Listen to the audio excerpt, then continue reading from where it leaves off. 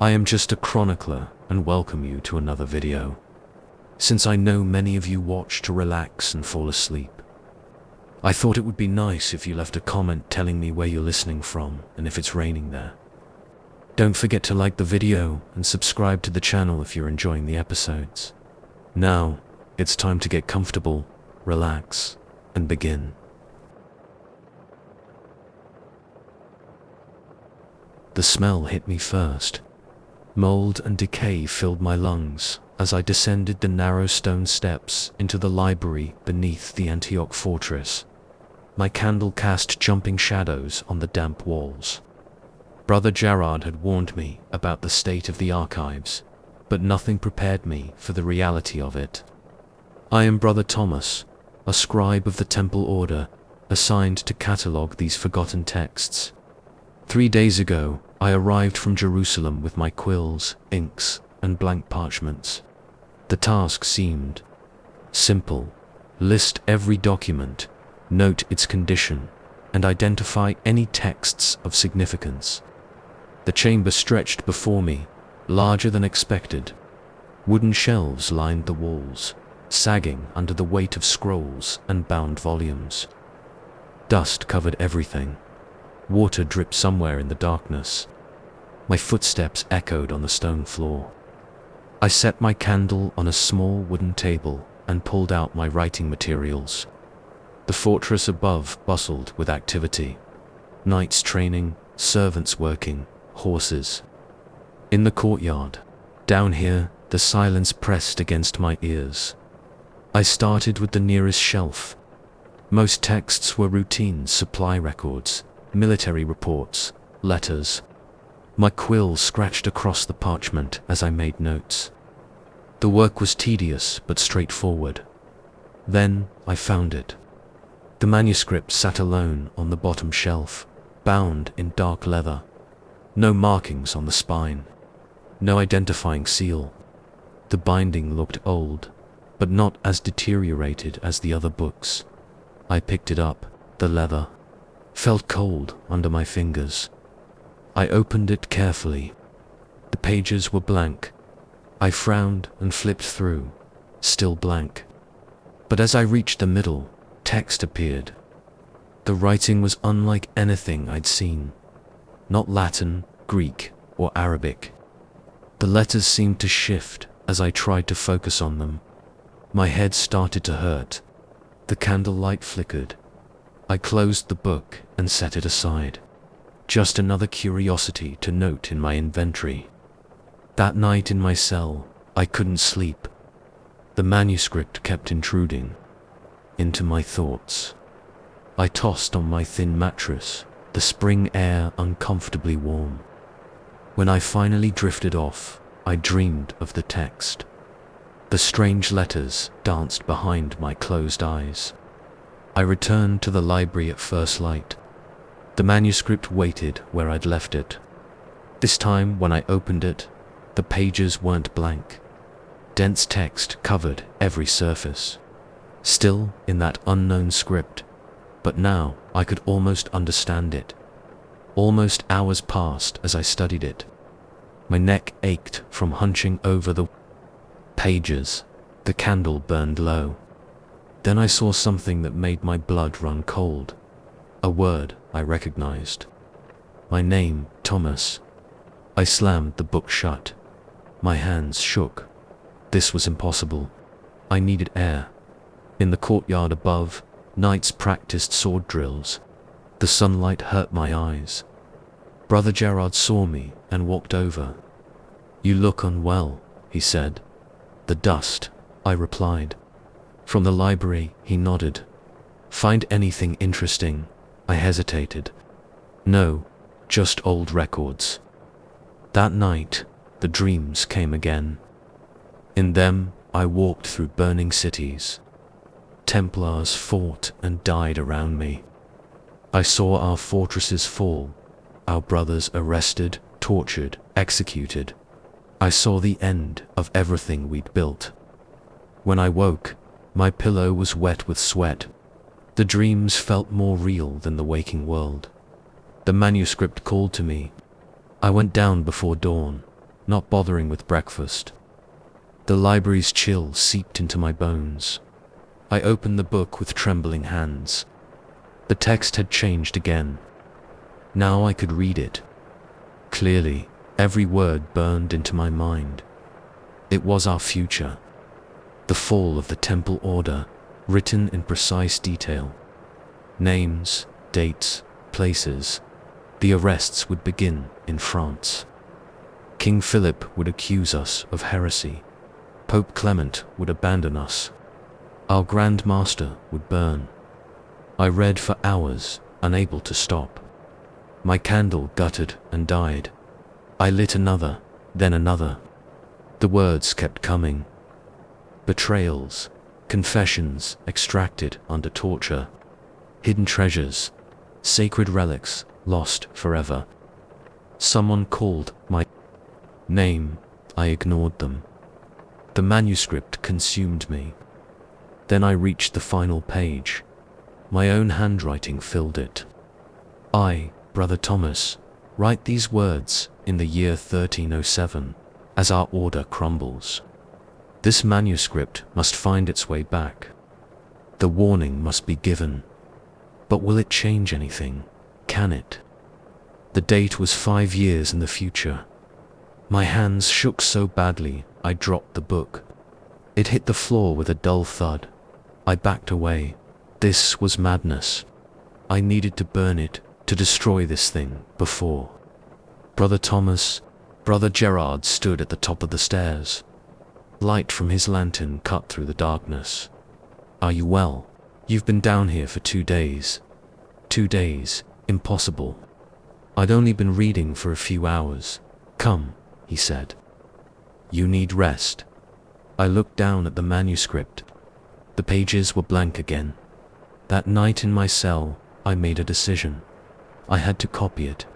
Someone needed to know, to understand what was coming.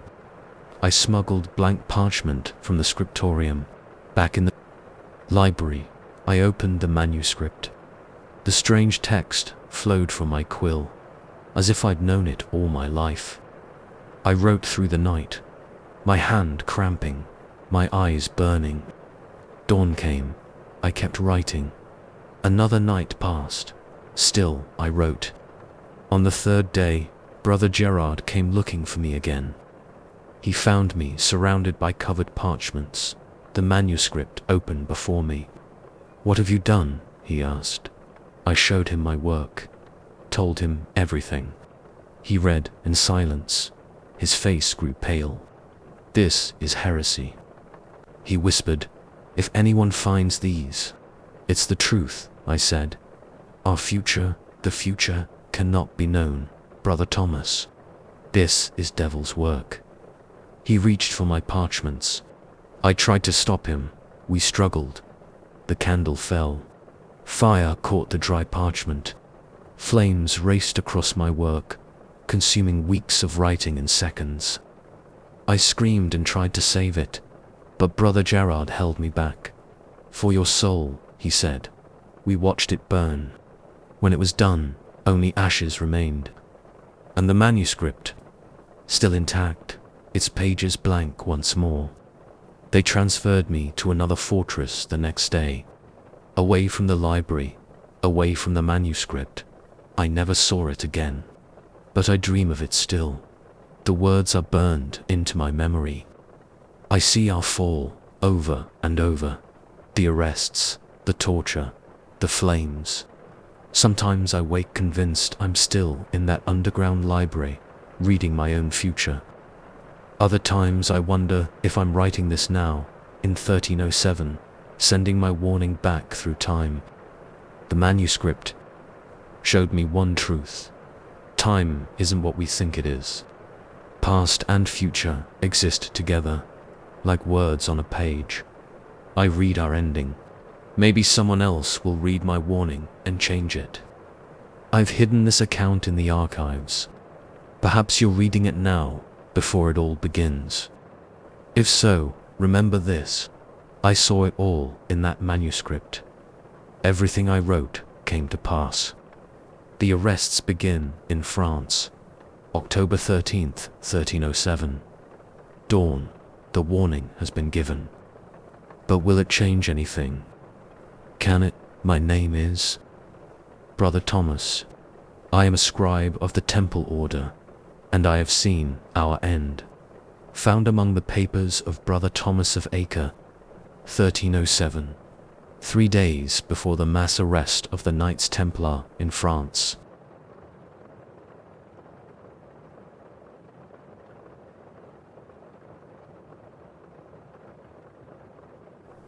Story 2. The wind never stops in Acre. Not in 15 years of service have I known a still night in this fortress. But tonight, the wind carries something else. Something that makes my skin crawl. I am Sir Roland of Provence, Knight of the Temple Order. My duty is the night watch in the highest tower of our fortress at Acre.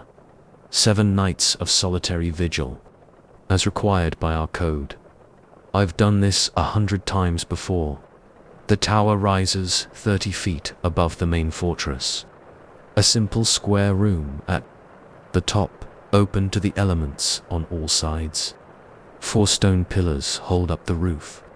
My post is a wooden chair beside the eastern parapet. From here, I can see the city walls, the harbor, and miles of dark desert beyond. The first watch began normally. I checked my weapons, sword at my hip, dagger in my boot. The sunset painted the desert red. Ships in the harbor furled their sails for the night. The call to prayer echoed from the Muslim quarter, then faded. Darkness came quickly. The desert turned black. Only the stars provided light. The wind picked up, carrying the salt smell of the sea. That's when I heard it. A voice in the wind, soft at first, barely audible. A chant in a language I hadn't heard in years. Aramaic. My hand went to my sword hilt. I stood and walked the perimeter of the tower. Nothing moved in the fortress below. The desert was empty. But the chanting continued. The words became clearer. A prayer, perhaps, or a lament. It seemed to come from everywhere and nowhere. I've heard desert winds play tricks before, but this was different. The voice was too distinct, too purposeful. The second night brought more voices. They joined the first, a chorus rising from the desert. I could make out words now. They spoke of battle, of death, of blood on sand. My body tensed. Sweat ran down my back despite the cool air. The voices brought memories I'd tried to forget. Battles, sieges, friends dying in my arms. I saw faces in the darkness. Robert of Picardy, cut down at Hatton. Young Guillaume, burning in a stormed fortress. Old Marcus, dying of fever in Jerusalem. All brothers I'd served with, all dead. The third night, the voices grew louder. They called my name. Roland, they whispered. Roland of Provence. Do you remember? My hands shook. The sword felt heavy at my side. Of course I remembered. How could I forget? The siege of Saft, summer of 1266. The Mamluks had surrounded us. We were ordered to hold the fortress at all costs. For 2 months we fought. The heat, the hunger, the endless attacks. The voices brought it all back. The screams of dying men, the smell of blood and fire. The terrible choices we made. You remember, the voices said. You remember what you did. I paced the tower. My boots scraped against stone. 15 steps each way. The same stones I'd walked 1,000 times before. Focus on the present, on the real. But the voices wouldn't stop. They told my story back to me. Every detail, every death, every sin. The fourth night broke me. The voices became a chorus of the dead. Not just my dead brothers. All of them. Every soul I'd sent to God in 20 years of war. They came with the wind, Saracen warriors, Christian soldiers, women, children, all crying out in that ancient tongue, all asking why. I fell to my knees. The stone hurt. Good pain was real. These voices weren't real. Couldn't be real. We are real, they answered. As real as your memories. As real as your guilt. My throat was raw. Had I been screaming? I couldn't remember. Time blurred. The voices filled my head, speaking in a dozen languages now. Arabic, Greek, Latin, French, each telling stories of death. The fifth night, they showed me things, visions in the darkness, battles I'd fought, people I'd killed. But now I saw their faces, knew their names, heard their last thoughts. A young Muslim soldier, no more than 16, his sword hand shaking, thinking of his mother. I'd cut him down without hesitation. A merchant who'd resisted our tax. Collectors, he had children to feed. My mace crushed his skull. A woman in a burning village. She cursed us in Arabic as the flames took her. I'd given the order to torch the houses. Stop, I begged the voices. Please, did they beg? The voices asked, did you stop when they begged? The sixth night, I understood. The voices weren't haunting me, they were me. My memories, my actions, my choices. I remembered the siege of Saft again. Not just the fighting, the end, when food ran out, when water ran low, when the wounded screamed for mercy. We couldn't feed them all, couldn't treat them all. Decisions had to be made. I made them. Say it, the voices demanded. Speak the truth.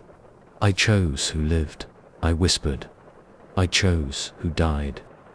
The judgment in those choices haunted me more than any ghost. Brother Marcus, too badly wounded to save. Young Guillaume, burning with fever. The wounded Saracen prisoners, using up precious water. I'd told myself it was necessity, mercy even, better a quick death than slow starvation. But their eyes, God, their eyes. The seventh night, the voices brought them all. Every soul I'd judged, every life I'd waited and found wanting. They filled the tower, invisible but present, waiting. My sword clattered to the floor. What use was steel against memories? The dead spoke as one now, not in judgment, not in anger, in understanding. We are you, they said. Your choices, your burdens, your penance.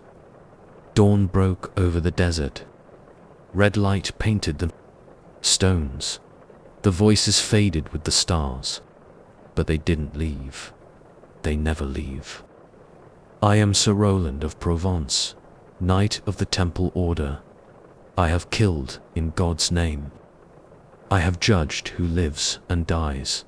I have carried these ghosts for 15 years. Now they carry me.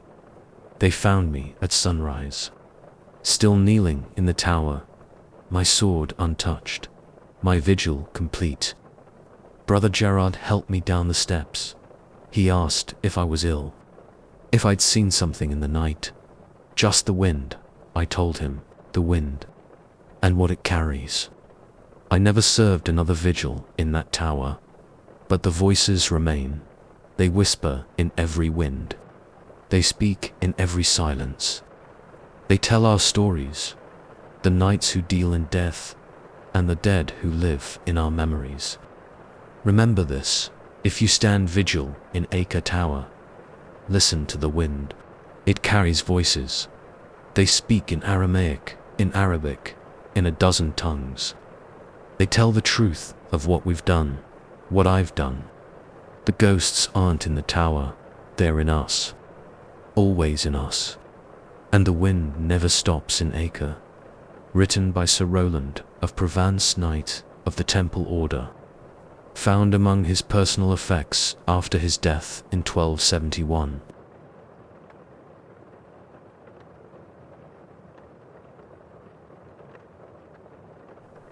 Story 3. The pilgrim arrived at dusk. His feet left bloody prints on the chapel floor. I remember every detail of that evening. The smell of incense, the flickering candles, the sound of vespers fading in the distance. I am Brother Etienne, confessor to the Templar fortress of Tyre. This was my last confession. The chapel stood empty when he entered. I sat in the wooden confessional, waiting for the evening's penitence. Most days brought ordinary sins, broken fasts, impure thoughts, moments of doubt. 20 years of hearing confessions had taught me to expect little else.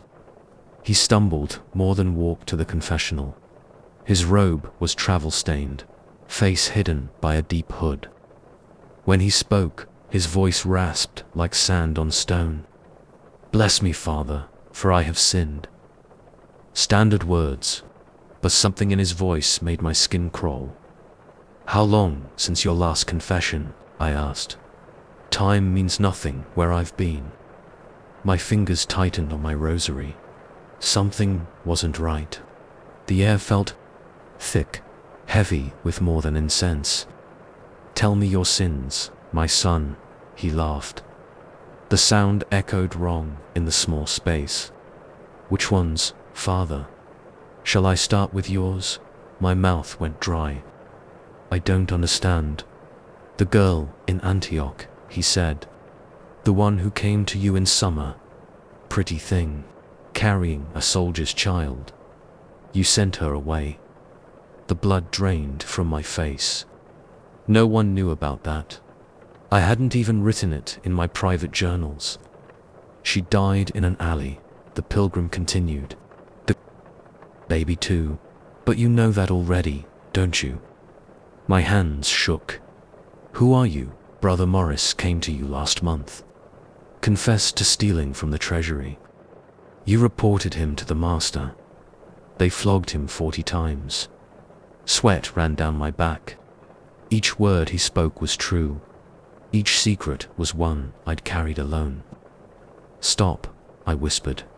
"The merchant's wife, the missing documents, the letter you burned."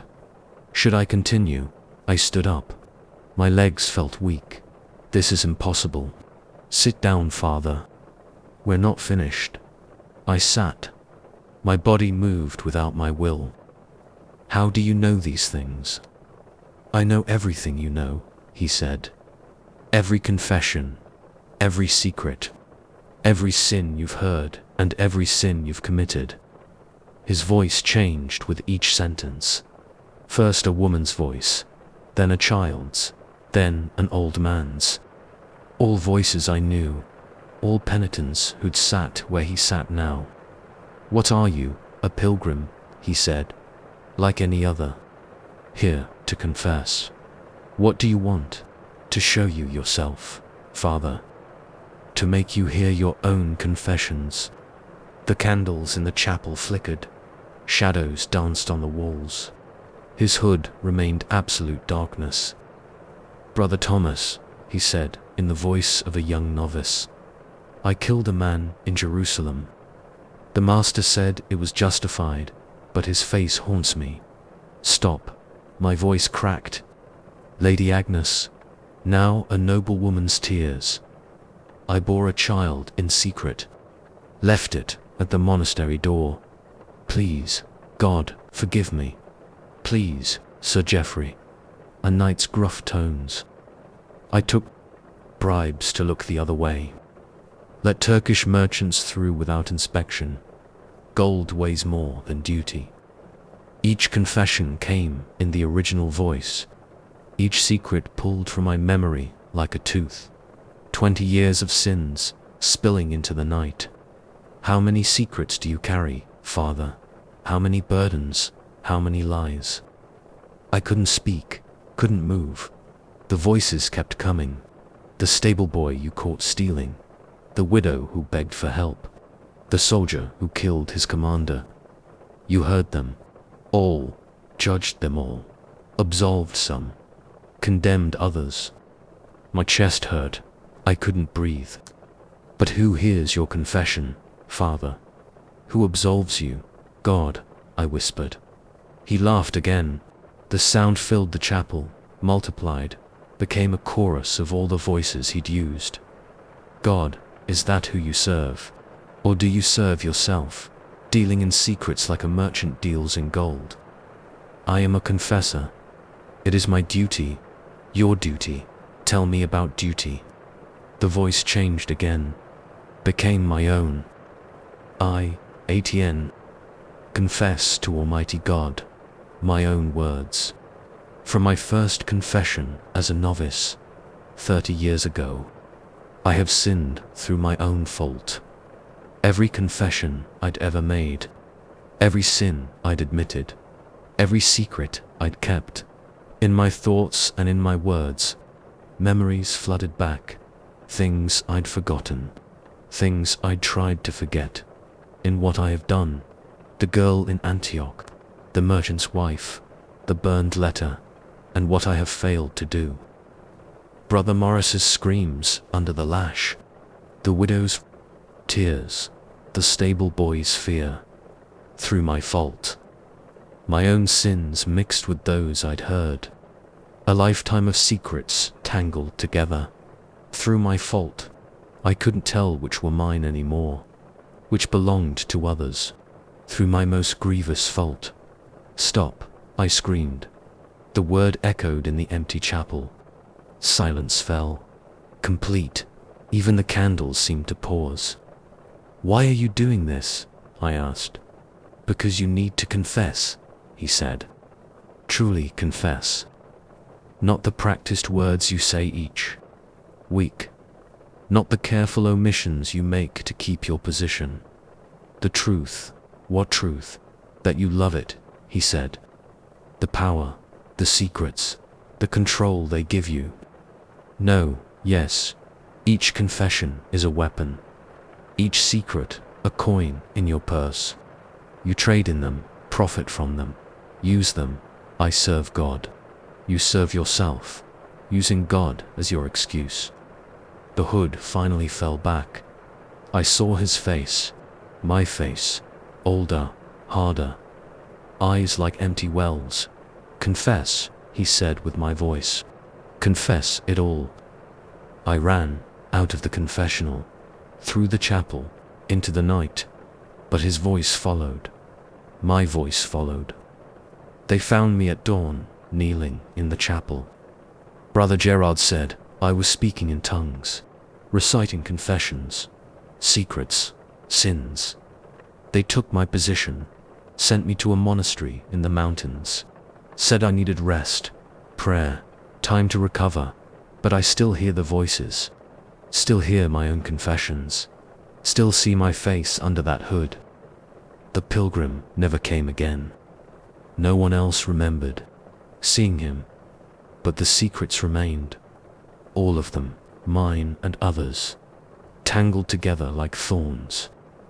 I write this now from my cell in the mountains. A warning, perhaps, or a confession to all who hear confessions. Remember, the secrets you keep will keep you. The sins you hear will hear you. And one day, they will speak with your voice. I am Brother Etienne, former confessor of Tyre, and this is my last confession. Found among the personal effects of Brother Etienne Monastery of St. John, Lebanon. Anno Domini, 1289.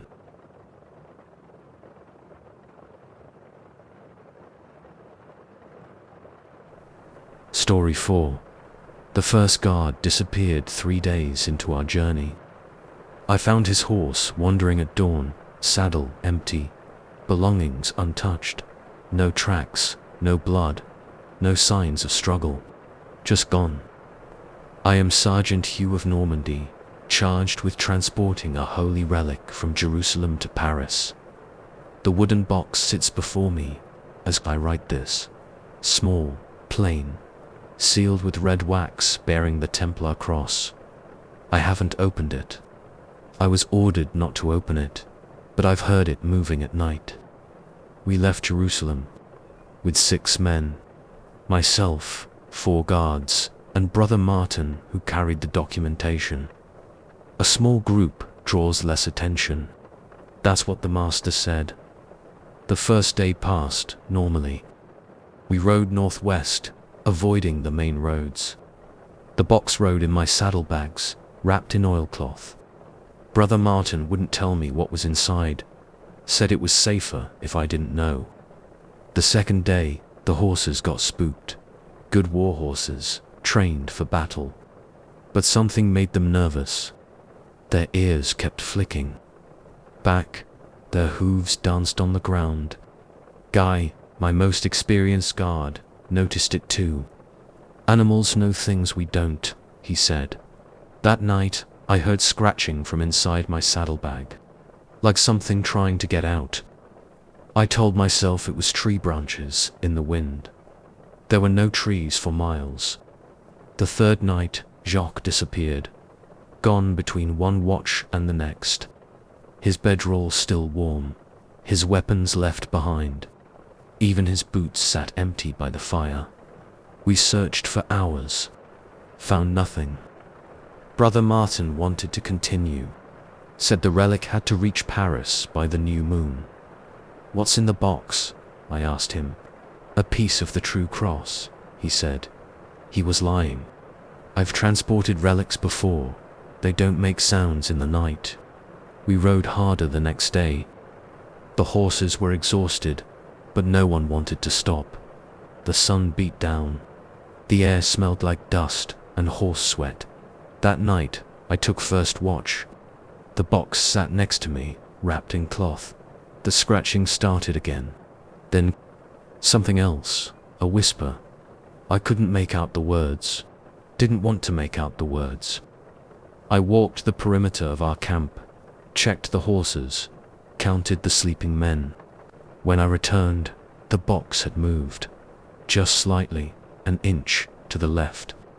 The wax seal caught the firelight. I should have destroyed it then, should have buried it in the desert.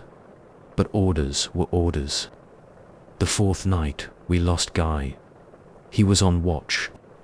I woke to Philippe, shouting. Guy's sword lay by the fire. His cloak was there, but Guy was gone. Brother Martin said nothing, just stared at the box. What's really in there? Felipe demanded. Faith requires acceptance of mystery, Brother Martin said. Felipe spat in the dirt. Faith doesn't make men vanish. We rode close together after that. No one wanted to be alone. The horses' ribs showed through their coats. They wouldn't eat. That night, I watched Brother Martin. He sat away from the fire, praying. His lips moved, but no sound came out. The box sat in front of him. The whispers started again. This time, I heard words. Latin, maybe, or something older. Brother Martin's head snapped up. He stared at the box. Do you hear it? I asked. He crossed himself. It's a test. Everything is a test. I grabbed his arm. What's in the box? Salvation, he whispered. Or damnation, the master wasn't sure. The fifth night, Felipe disappeared. And Brother Martin. I found the box open, the seal broken, empty. No, not empty. Something moved in there. In the shadows, between one moment and the next. Like a piece of darkness trying to take shape. I slammed it shut, wrapped it in chains from the horse's tack. My hands shook as I worked. Only Robert left now. Young Robert, barely a year in the order. We have to destroy it, he said. Orders are orders. Orders be damned. 3 men are gone. 4, I corrected. Brother Martin makes 4. That night, I heard Robert screaming. Not in fear, in joy. Pure, ecstatic joy. I found his bedroll empty. The box lay open again. The chains unbroken, but open. Something moved in the darkness around my fire. Many somethings. They wore familiar faces. Jock smiled at me with too many teeth. Philippe's eyes glowed like coals. Guy's hands had too many fingers. Brother Martin's face kept changing, rippling like water. And Robert, poor Robert. He danced between them, young and old, whole and broken, living and dead, all at once. "Join us, Sergeant," they said. All of them, none of them. "The box is open. The way is open."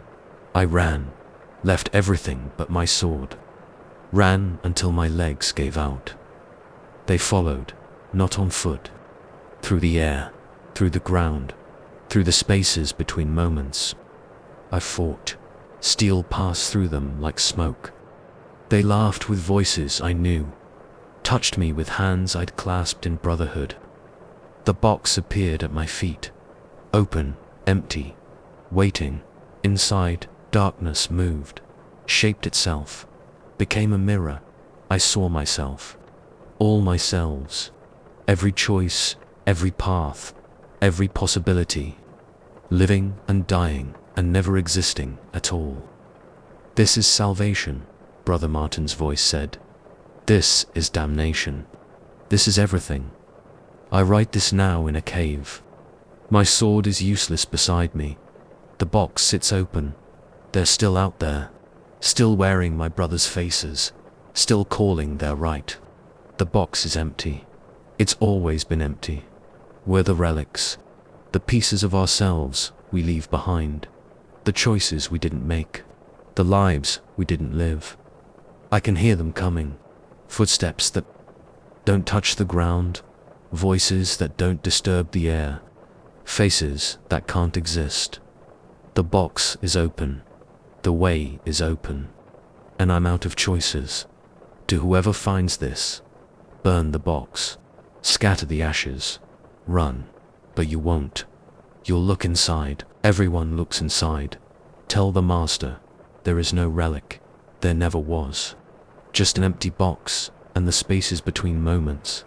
And what fills those spaces? They're here, wearing my brother's faces, wearing my face. The box is open.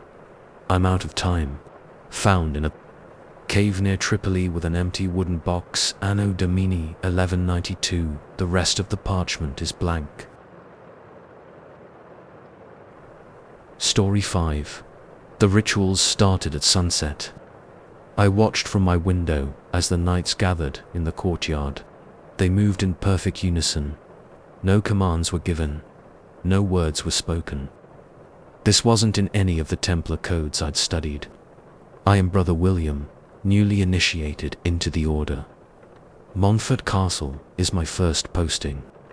The fortress rises from the Lebanese mountains like a stone fist.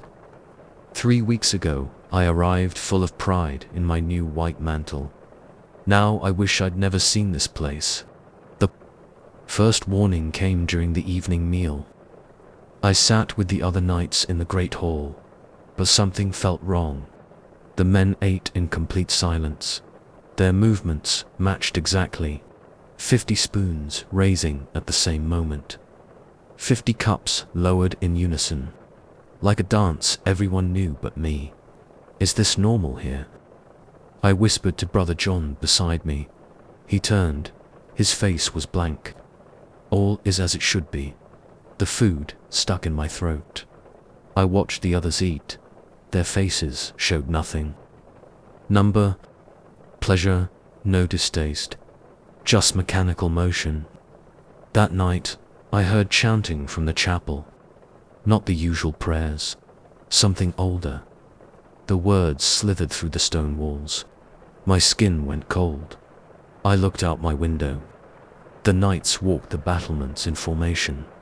Their white mantles glowed in the moonlight. Each step matched perfectly, like soldiers on parade, but wrong.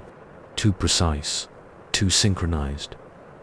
I checked the Templar rulebook. Nothing about nightly formations. Nothing about synchronized meals. Nothing about strange chants. The next day, I noticed more. The way they all blinked at the same time.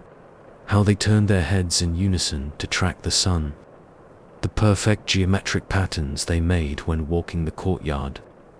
During sword practice, their movements were identical. 50 swords, rising and falling as one. No one ever made a mistake. No one ever stumbled. The clash of steel rang out in perfect rhythm. "Brother Michael," I said to our instructor, "I've never seen such coordination." He smiled. All the knights smiled at the exact same moment. "Montfort demands perfection," they said in unison. I dropped my sword. The sound echoed wrong in the sudden silence. That evening, I tried to skip the meal. Brother John appeared at my door. "You must eat with us," he said. "The ritual requires it." What ritual? His eyes were empty. All will be clear in time. In the hall, they waited for me. 50 blank faces, 50 empty eyes. I sat. The spoons rose as one. I watched my hand lift the spoon. I hadn't told it to move. My arm wasn't my own. I ran out of the hall. Through the corridors, behind me, chairs scraped the floor in perfect unison. The chapel seemed safe. I knelt before the cross and prayed. The ancient stones felt solid, real. The chanting started at sunset. The words crawled into my head. Unum sumus. Unum eramus. We are one. We will be one.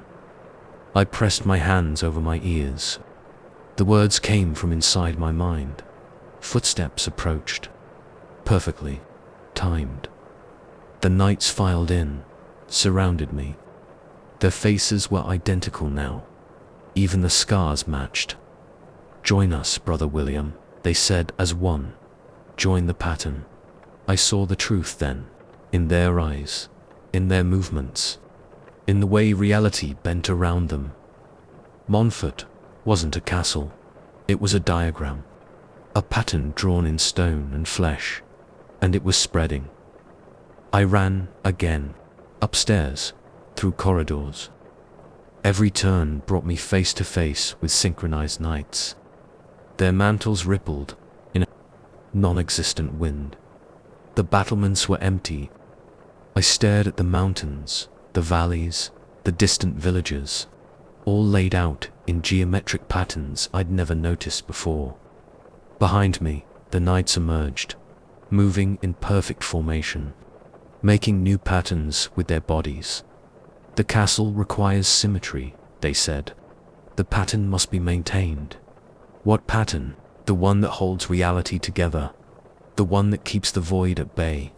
They gestured at the mountains. I saw it then.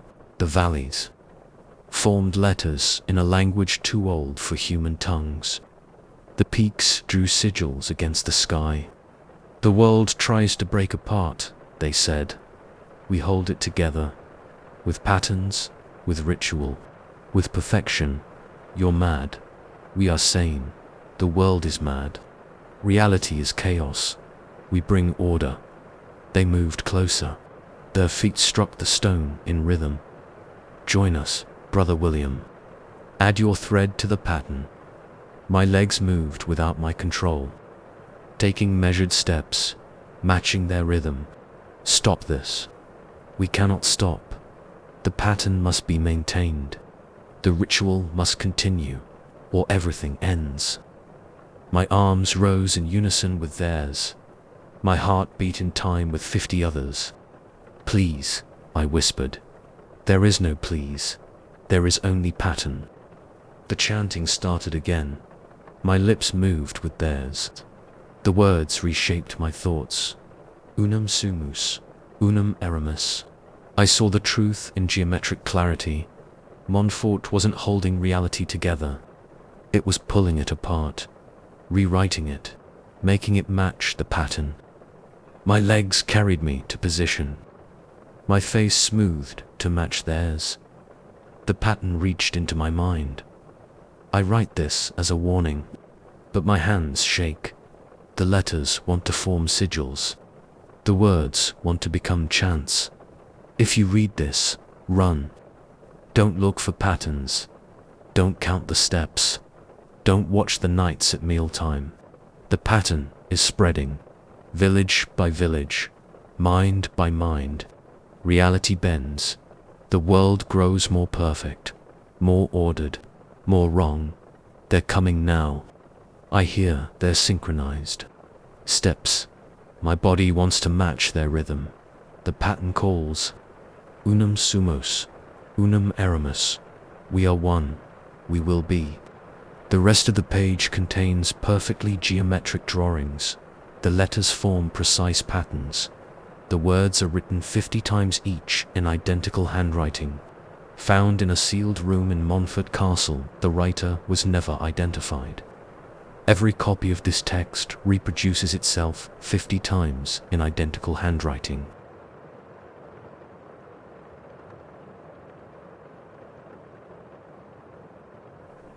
Story 6.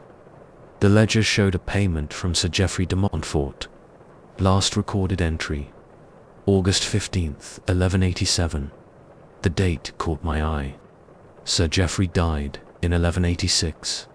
I am Brother Raymond, chief banker of the Templar fortress at Sidon. My job is to audit the treasury chambers beneath the castle. A routine task. I've done it 100 times. The chambers stretch deep under the fortress. 7 levels of vaulted rooms carved into the rock. Gold, silver, documents, secrets, we keep it all. The wealthy trust us with their fortunes. No one has ever breached our vaults. I started the audit on Monday. Simple enough. Check the ledgers against the stored wealth. Compare records. Note discrepancies. The first 2 levels went normally. Everything matched. Then I found that entry. 500 gold bezants deposited by a dead man. I checked the signature. Perfect match for Sir Geoffrey's mark. I checked the date again. Definitely 1187. Impossible, I said aloud. My voice echoed in the empty chamber. Pulled the previous year's ledger. Found Sir Geoffrey's death notice. June 12th, 1186. His accounts transferred to his son. Back to the current ledger. The entry remained. The ink looked fresh. My hands shook as I turned the page. Another entry caught my eye. Brother Martin depositing church funds. Dated last week. Brother Martin died in the plague. 10 years ago. I slammed the book shut. Dust puffed up from the desk. Problems. Brother Raymond. I jumped. Brother Thomas stood in the doorway. I hadn't heard him approach. No, I said. Just checking old records. He nodded and left. His footsteps faded. I opened the ledger again, forced myself to read every entry. Lady Agnes making a withdrawal. Dead 5 years. Sir John transferring funds. Lost at sea in 82. Brother Stephen depositing gold. Executed for heresy in 79. Recent entries. Fresh ink. Perfect signatures. My chest felt tight. I needed air. The stairs seemed longer going up. Torchlight cast wrong shadows on the walls. In my chamber, I checked the records. Confirmed each death. All real. All documented. I didn't sleep that night. The entries haunted me. Dead men conducting business. Dead women claiming gold. Morning came. I had to continue the audit. Level 3 held the precious metals. I checked the strong boxes against the ledger. Box 217 should have contained Lady Annis's jewelry. Sealed since her death. The seal was broken. Fresh. Inside. Empty. The withdrawal slip lay on top. Dated yesterday. Her signature. Perfect. My hands wouldn't stop shaking. I dropped the box. Everything in order. Brother Thomas again. Silent as a ghost. Yes, I lied. All normal, he smiled. Something wrong about his teeth. Level 4. Documents, contracts, deeds, wills. More ledgers. New entries on every page. Dead men's writing. Dead women's marks. The ink glistened. Still wet. A scratch of quill on parchment made me turn. Empty room, but fresh words appeared on an open ledger. I watched the invisible hand write. Perfect script. A deposit record. The signature formed. Brother Thomas. Date of death. 1176.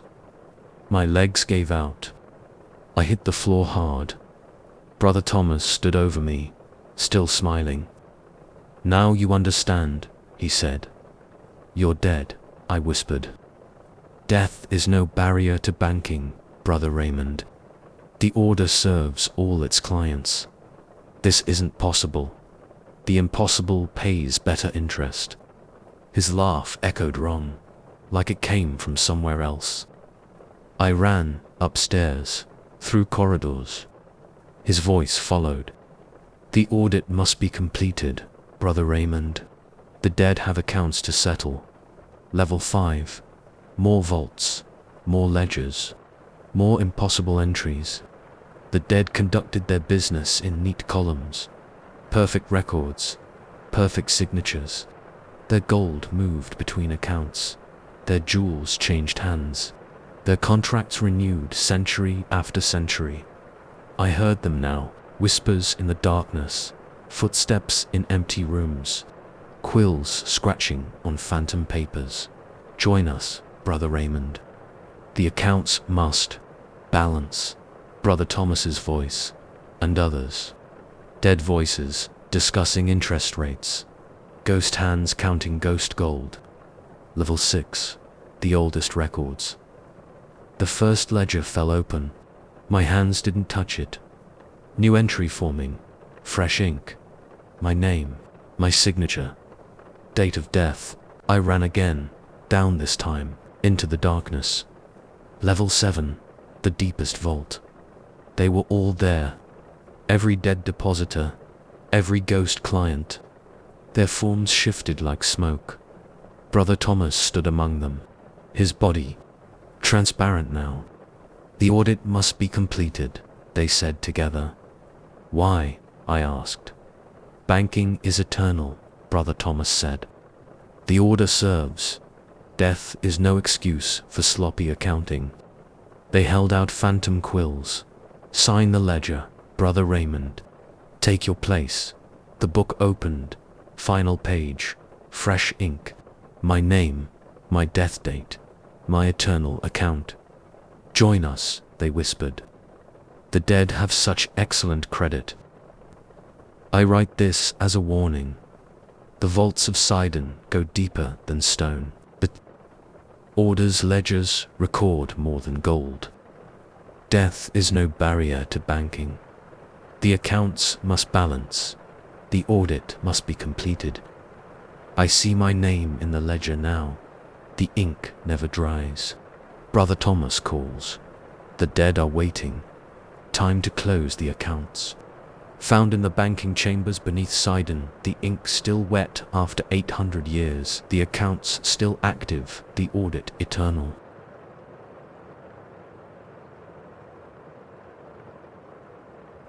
Story 7. The first dream showed me my own death.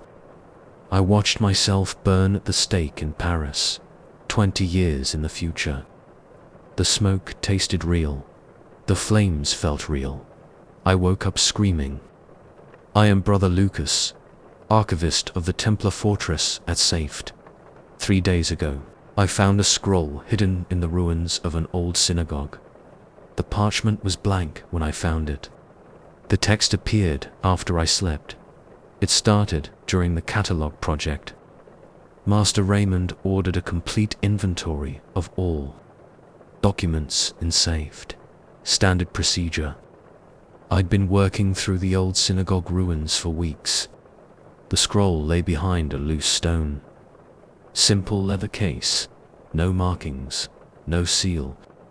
The parchment looked new, too new for its location. The surface was clean, unmarked. I noted it in my inventory and took it back to my chamber. That night, I dreamed of Paris. October 13th, 1307. I stood in a crowd, watching knights in chains, Templars, my brothers. The king's men led them to the stakes.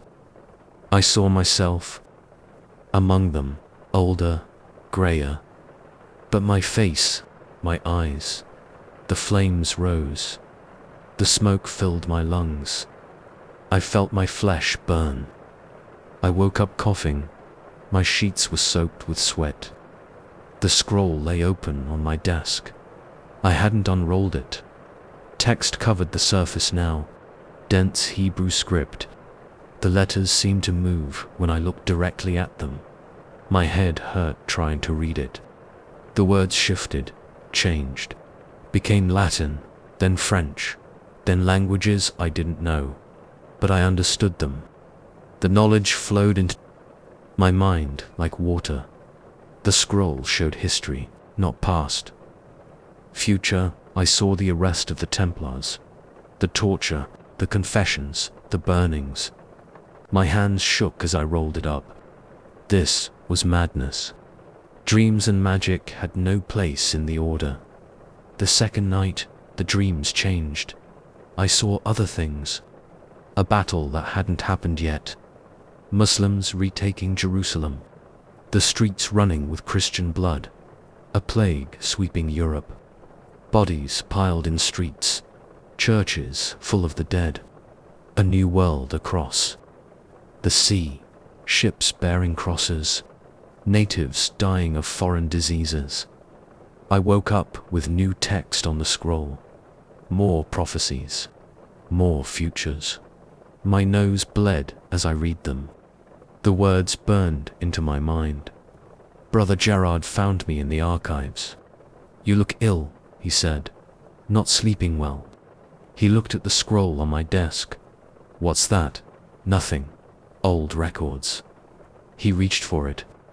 I snatched it away. His eyes narrowed. "The master should see any unusual finds." "It's just a blank scroll," I lied. "Not worth his time." That night, I dreamed of Brother Gerard. I saw him report me to the master. Saw them arrest me for heresy. Saw the scroll burn. I woke up and moved the scroll to a new hiding place. The dreams kept coming. Each night showed me more. Wars, plagues, discoveries, atrocities. The scroll filled with text.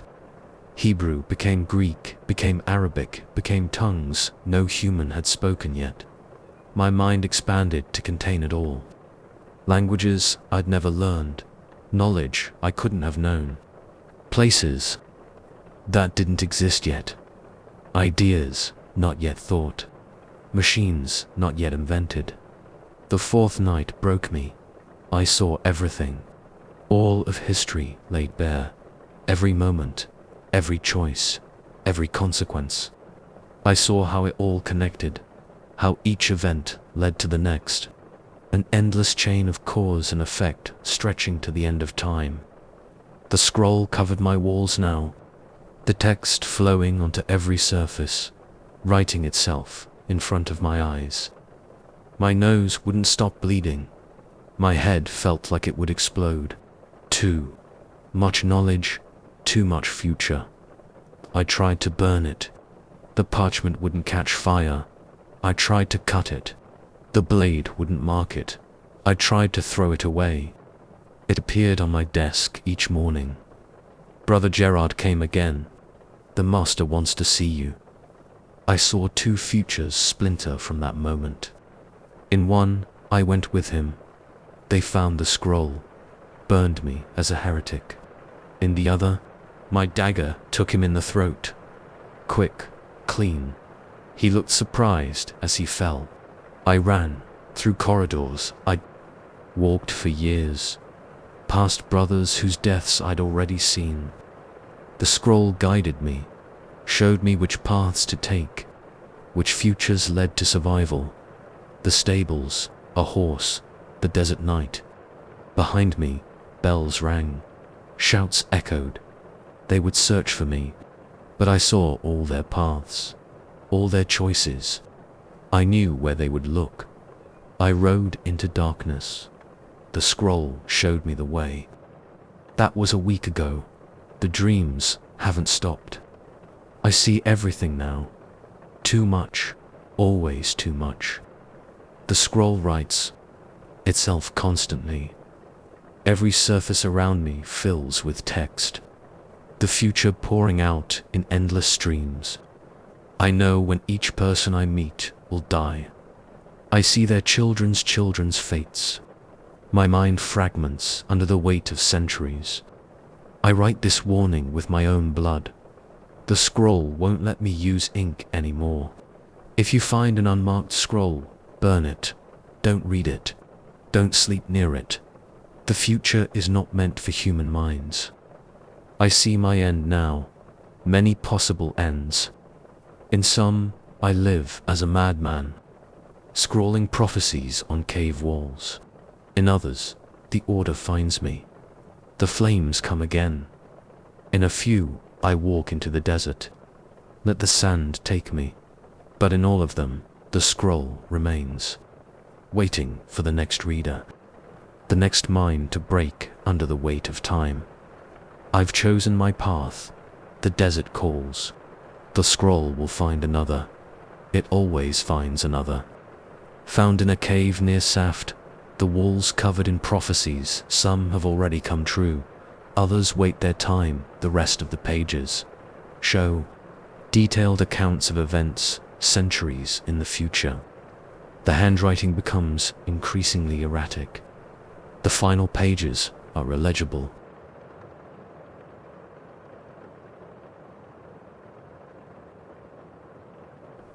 Story 8. The monk came on the first night of my penance. He wore a black habit, face hidden in shadow. He knew things no living soul could know. I am Sir Robert of Burgundy, Knight of the Temple Order. My sins sent me to this cell in the walls of Tartus Fortress. 7 days of isolation, prayer, contemplation, standard punishment for minor infractions. The cell measures 6 paces by 4. Stone walls, iron door, 1 narrow window overlooking the sea. A straw pallet, a wooden cross, a bucket for waste. I broke formation during training, struck another knight in anger. Nothing serious, but the order demands discipline. The first day passed normally. I said my prayers, contemplated my failings. The sun set over the Mediterranean. Then he came. No sound of footsteps, no creak of hinges. He simply stood there in the darkness. Your prayers lack sincerity, he said. His voice scraped like stone on stone. My skin went cold. Who are you? A humble servant, like yourself. He stepped closer. His feet didn't touch the ground. Shall we discuss your real sins, Sir Robert? My mouth went dry. I don't understand. The merchant in Acre, the one who couldn't pay his debts. You broke his fingers. One by one, you enjoyed it. The blood drained from my face. No one knew about that. I'd never confessed it. How did you, the woman in Damascus, the one who refused you? You told the guards she was a spy. They executed her the next day. My legs shook. I sat heavily on the pallet. The boy who caught you stealing from the treasury, his body never found. But you remember where you buried him, don't you? Stop. My voice cracked. These are just the beginning. Shall I continue? I pressed my hands over my ears. His voice came from inside my head. The fire you started to cover your theft. The lies you told about Brother Thomas. The poison in Brother Gerard's wine. Each sin laid bare, each secret exposed. His voice scraped through my mind like hooks. "Who are you?" I whispered. He pulled back his hood. No face, no flesh, just darkness and 2 points of light where eyes should be. "I am your penance," he said. I scrambled back against the wall, my heart hammered in my chest. "You're not real. This is a dream. Reality is more flexible in places of penance, like minds, like souls." He reached out, his hand passed through my chest. Cold spread through my body. "Would you like to see them, Sir Robert? The ones you've wronged?" The darkness under his hood swelled. Faces formed in the void, the merchant's broken hands, the woman's terrified eyes, the boy's accusing stare, all looking at me, all speaking at once. I ran to the door, solid iron, locked. 7 days of penance, the monk said. 7 nights of truth. He came again the second night, brought more faces, more voices, more sins I'd tried to forget. The third night, he showed me the consequences, the merchant's children starving, the woman's family exiled, the boy's mother dying of grief. Every sign a stone around my neck, every secret a scar on my soul. The fourth night broke me. "Please," I begged, "no more. The truth must be faced," he said. Every moment, every choice, every victim. His darkness filled the cell. The faces pressed closer. The voices grew louder. "What do you want? Confession. True confession. Not the practiced words you say to mortal priests." "I confess," I sobbed. "All of it. I confess. Words are wind. Show me your remorse." His hand plunged into my chest, pulled out something dark and squirming. My sins given form. My crimes made flesh. I vomited until there was nothing left. The fifth night, he brought judgment. "Choose their fates," he said. "As you chose before, the faces waited. The merchant, the woman, the boy, break his fingers," the monk said, "or break your own." I looked at my hands, thought of the merchant's screams. The hammer appeared on the floor. I picked it up. The first finger broke clean. By dawn, both hands were ruined. The pain kept me sane. The sixth night, he brought choices. "Your life or theirs," he said. "Choose." The rope dangled from the ceiling. The faces watched. "They died for your sins," the monk said. "Will you die for theirs?" I stood on the pallet, put the rope around my neck. "Not yet," he said. "One more night, one more truth." The seventh night, he brought mirrors, not glass, darkness. Reflecting my soul, I saw myself as I truly was. No excuses, no justifications, just choices, just consequences, just truth. "Now you understand," the monk said. The faces faded, the voices stilled, the darkness receded. He pulled back his hood one last time. My face looked back at me, older, harder, eyes like burning coals. 7 nights of penance, my other self said. 7 nights of truth. "What now?" I asked. "Now you choose." The rope still waits. I looked at the noose, at my broken hands, at the truth in the darkness.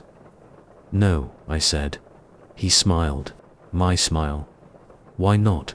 "Because living with the truth is harder than dying from it."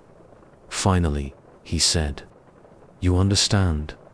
Dawn broke over the sea. The cell stood empty except for me. My hands had healed. No scars, no breaks. But I remembered the pain. The door opened. Brother Gerard stood there. "Your penance is complete," he said. I walked out into the sunlight. weight of truth pressed on my shoulders. The monk was right. Living with it was the real punishment. I write this as confession, as warning, as truth. 7 nights in a cell. 7 nights with a monk who wore darkness. 7 nights facing what I truly am. The penance never ends. The monk still visits. The mirror still shows the truth. But now I keep my hands folded. Now I guard my soul. Now I choose differently. Found in the penitent's cell Tartar's fortress, the walls still whisper confessions.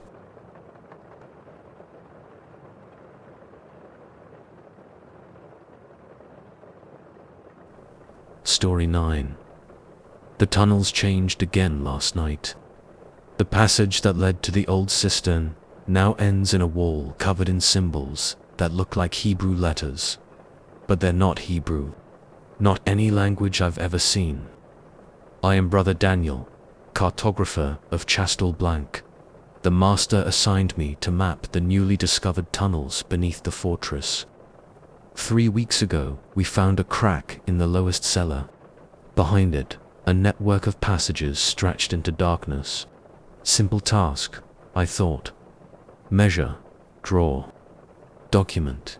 I've mapped dozens of fortresses for the order. The first day went normally. I took my tools, measuring rods, string, charcoal, parchment. 2 servants carried torches. We started at the crack in the cellar wall. The main tunnel ran straight for 50 paces, then split. 1 branch went down, 1 went east. Standard cave formation. I measured carefully, drew precise lines, noted dimensions.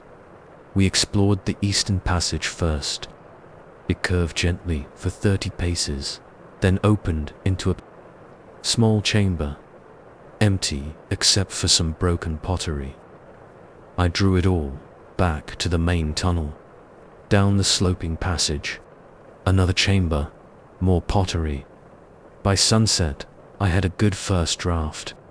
Clean lines, accurate measurements, everything matched. The next morning, nothing matched. The eastern passage now curved west. The chambers had changed size. New tunnels appeared where solid rock had been. I checked my measurements 3 times, checked my drawings, made new ones. The servants exchanged looks. Must have made a mistake yesterday, I said. We mapped it all again. Every passage, every chamber, every turn. I kept 1 servant by the entrance, marking our string line. The other stayed with me. No mistakes this time. The map was perfect. The next morning, it was wrong again. The passages had shifted. Chambers had moved. New tunnels branched off into darkness. This is impossible, I said. My voice echoed strangely. The servants refused to go back down. I went alone, took more string, more charcoal, more parchment. The tunnels seemed to twist as I walked them. The walls rippled like water. Then I saw the writing. It started as simple scratches, lines in the rock.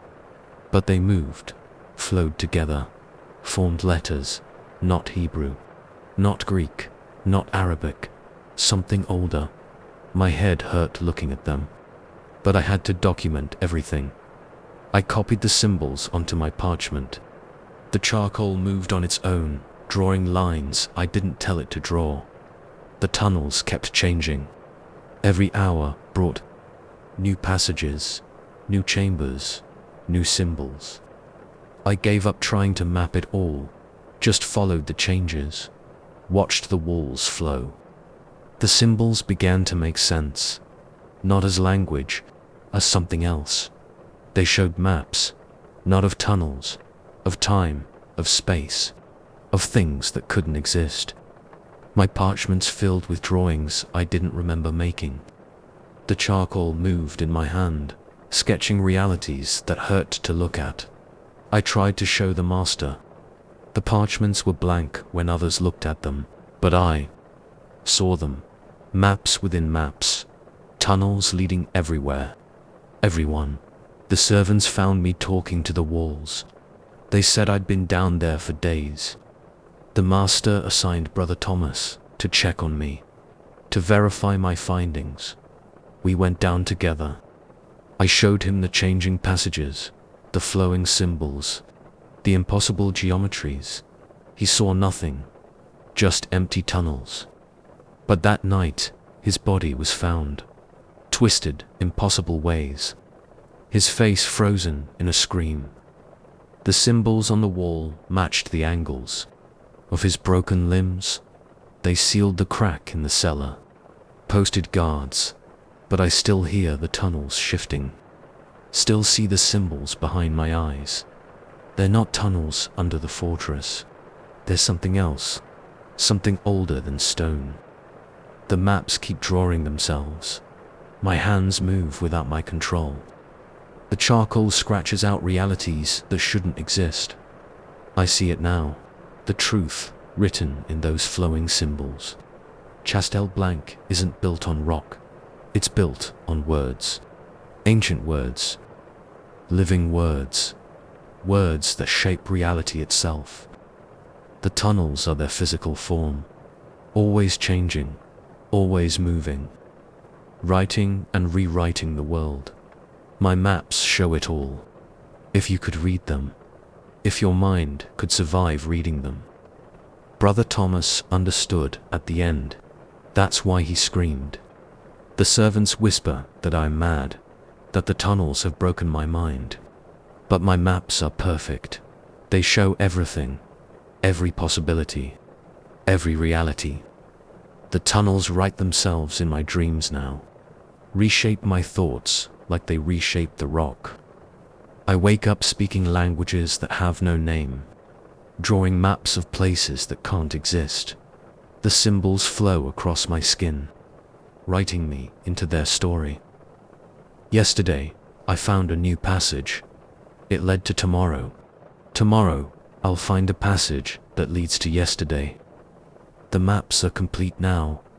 They show all of time, all of space, all of everything. I am Brother Daniel. I was Brother Daniel. The tunnels are calling. They want their cartographer back. Time. To map new realities.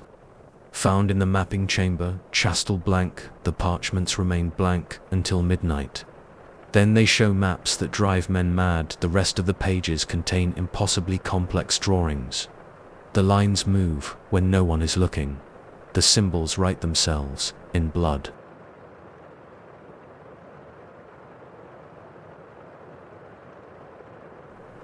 Story 10. The silence started with the seagulls. They circled the fortress towers as always, but their cries disappeared. Their beaks opened. No sound came out. I am Brother Stephen, guard of the sea fortress of Aflit. My duty, watch the prisoner in the North Tower. No one knows his name. No one knows his crime. He sits in his cell and stares at the wall. He hasn't moved or spoken in 3 weeks. The last guard, Brother Marcus, vanished 2 days into his watch. The one before that, Brother John, was found gibbering in the courtyard. The 3 before them simply disappeared. The master gave me clear instructions. Don't speak to him, don't touch him, don't enter the cell. Just watch. Simple enough. I've guarded prisoners before. The first day passed normally. I sat on my stool outside the cell, watched through the iron grate. The prisoner sat cross-legged on the floor, facing the wall. He didn't move, didn't eat, didn't sleep. The seagulls screamed outside. Waves crashed against the fortress walls. Normal sounds of a coastal fortress. Then the birds went silent. I noticed at sunset. Their wings still beat, their beaks still opened, but no sound came out. Wrong, but not dangerous. I kept watching the prisoner. He hadn't moved, just sat there, staring. Night fell. The waves stopped making sound. I could see them hitting the rocks. Could see the spray. Could see the foam. Silence. My boots scraped the stone floor. The sound came from far away, muffled, like hearing. Underwater. Hello, I called. My voice fell dead in the air. No itcher, no resonance. The prisoner didn't move. Morning came. The fortress sounds disappeared one by one. The kitchen clatter faded first, then the training yard noise, then the horses in the stable. By noon, the whole fortress was silent.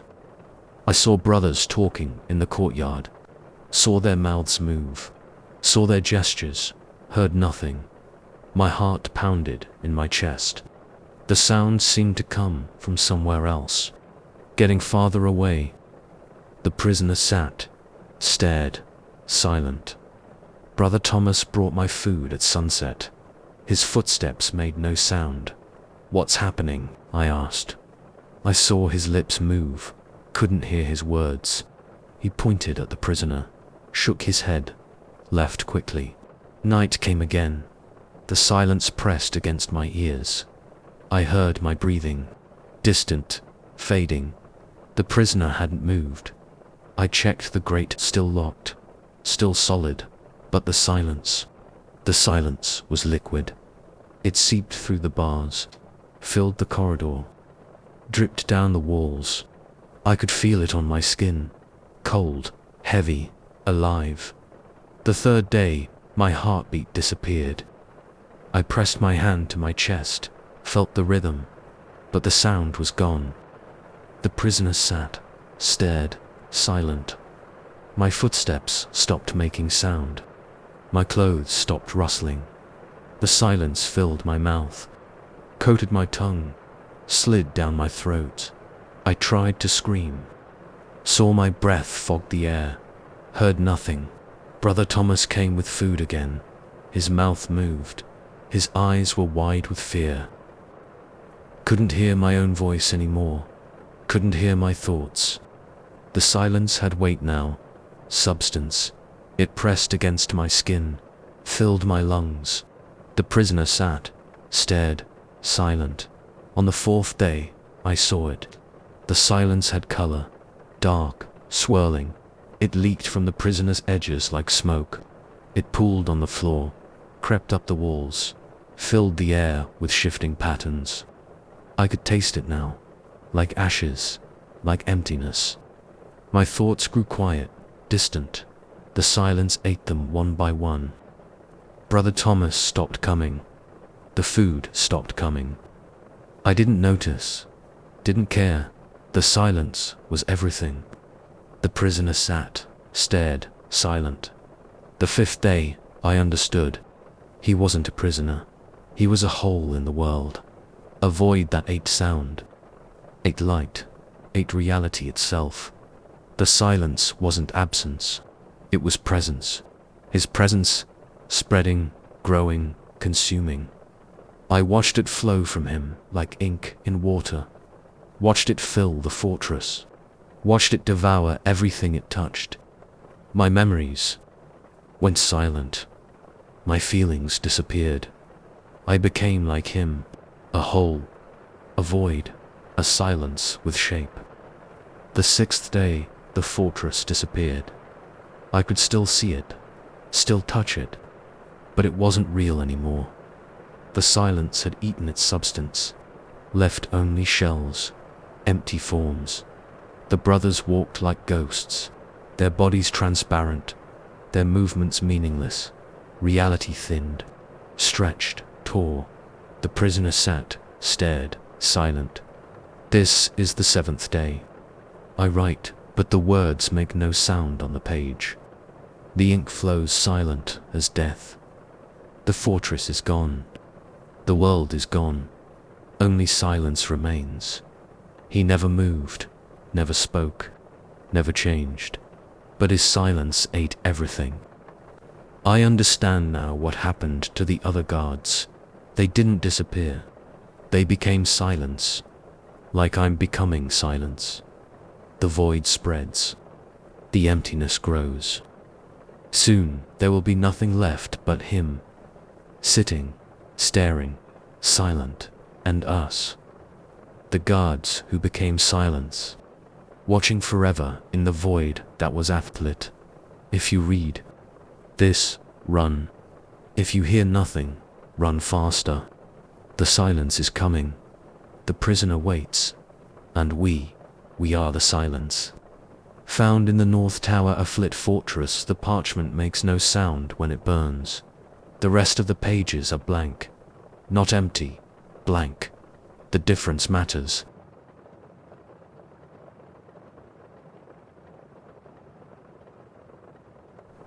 Story 11. The dead don't whisper in Latin, at least. That's what I kept telling myself during my first night watch in the crypt of Acre Fortress. I was wrong. I remember every detail of that first night. The cold stone steps leading down, the weight of my sword at my hip, the smell of ancient dust and dried herbs, the guttering torch flames that never seemed to burn quite bright enough. I was 19 years old, newly inducted into the Knights Templar, and this was my first solo vigil. The crypt stretched beneath the fortress like a stone maze. Row after row of tombs lined the walls. Some held the remains of Grand Masters, others contained knights who had fallen in battle. All of them demanded respect. That's what Brother Michel had told me before he left me alone with the dead. Remember your prayers, Guillaume, he'd said. Dawn is many hours away. I positioned myself near the central altar. My white mantle felt too new, too clean for this place of ancient dust. The red cross on my chest stood out in the torchlight. I knelt and began the evening prayers. The first hour passed in silence. I recited the prayers I had memorized during my training. The flames flickered. Shadows danced on the walls. Normal things. Expected things. Then I heard it. A whisper. Faint, like a breath of wind, but there was no wind in the crypt. I stopped mid-prayer. The sound came again. Words. Latin words. Pecavi. I have sinned. The voice came from the tomb to my right. The tomb of Grand Master Gerard de Riedfort. I knew his story. Everyone did. He had led our order to disaster at the Horns of Hatton. Thousands died because of his pride. I gripped my sword hilt. The metal was cold against my palm. My heart pounded. The whisper came again, clearer this time. Peccavi, Italy, mortui sont. I have sinned, and others died. I stood up. My legs shook. The torch flames didn't waver. The air remained still, but the voice continued. Audice confessioning, may hear my confession. Training took over. I drew my sword. The scrape of metal echoed through the crypt. I moved toward Gerard's tomb. The stone lid hadn't moved. No one could be hiding behind it. The sarcophagus was solid marble, sealed for over a century. More whispers joined the first. Different voices, different tombs. A chorus of dead men speaking of their sins. Aurum excepi, I took gold. Fratrum tradidi, I betrayed a brother. Fidem frigi, I broke faith. My back hit the wall. Cold stone pressed against my spine. The voices grew louder. Each confession was clear now. Precise. The Latin cut through the air like knife blades. I thought about running. My feet wanted to move. But that would mean abandoning my post, breaking my own vows, adding my voice to this chorus of the damned. The next whisper froze my blood. Guillaume de Bourgeois, my name, my full name. A name I hadn't used since taking my vows. The voice knew me. Simmers, quid facies. We know what you will do. Sweat ran down my face, despite the chill. My Sword point wavered. The voices began to overlap, a tide of ancient sins rising from stone. Ask about the gold, Gildan. Ask about the letters. Ask about the secret chamber beneath the temple mount. Ask about the true purpose of our order. Each whisper carried weight. Each confession pulled at something inside me. Questions I hadn't dared to voice during my training. Doubts I'd pushed away. The torch nearest to me sputtered and died. Then another. Darkness crept closer. The whispers grew more insistent. You'll break your vows, Gigam. You'll betray your brothers. You'll die far from here, alone and faithless, unless the final torch went out. Darkness swallowed the crypt. The whispers surrounded me now. They filled my head. Each voice distinct, each sign catalogued, each prediction more terrible than the last. I couldn't move. My sword fell from numb fingers. The clang of metal on stone echoed forever. In the darkness, I felt something brush against my face. Cold fingers, dead flesh. Join us, Yom. Learn the truth, all of it, every secret, every sin, every betrayal yet to come. My mouth opened. Words formed on my tongue. Ancient words. Forbidden words. The same words every Grand Master had spoken before death. The true oath. The hidden vow. Dawn found me still standing there. Brother Michel descended the steps, fresh torch in hand. He found me exactly where he had left me. My sword lay at my feet. My lips were bleeding where I had bitten them. To keep from speaking, "You survived your vigil," he said. "Good, many don't." I looked at him, really looked, past his kind smile, past his weathered face. I saw now what I hadn't seen before, the knowledge in his eyes, the weight of secrets. "The whispers," I said. My voice cracked. "You hear them too?" He nodded slowly. "Every night, they speak to all of us who guard the dead. But we are not meant to understand everything they say. Not yet. When you're ready. When you've earned the right to know what they know. What we all know, in the end." He helped me climb the steps. My legs barely worked. Morning light streamed through the arrow slits. Normal sounds drifted down.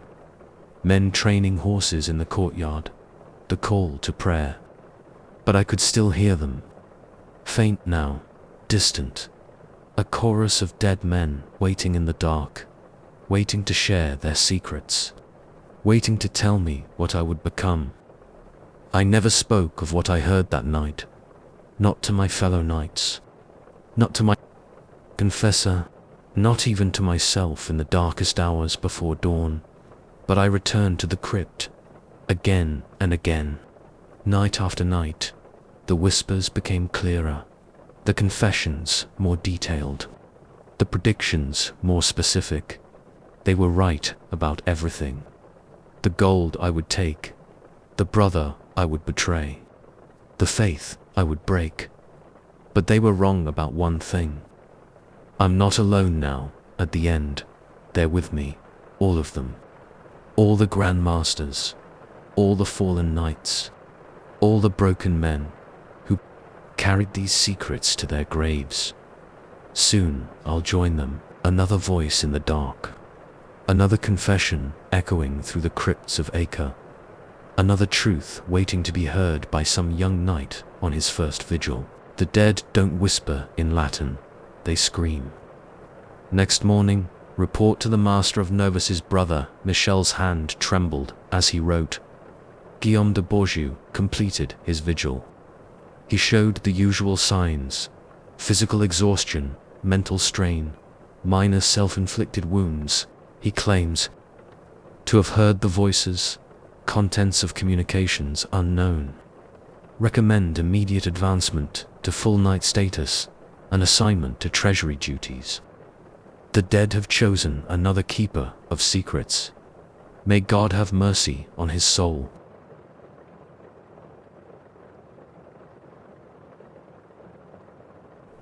Story 12. I should have burned it the moment I saw the words change, but curiosity has always been my sin. That's why they made me a scribe instead of a warrior. Now I know exactly when I'll die. The manuscript told me. The library in Damascus fell to us 3 weeks ago. I was among the first to enter. The smell hit me first.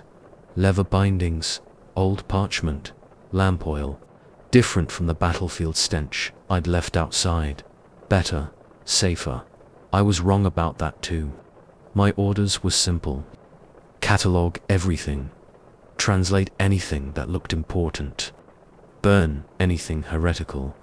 Standard procedure when we captured Muslim libraries. I started with the smaller texts.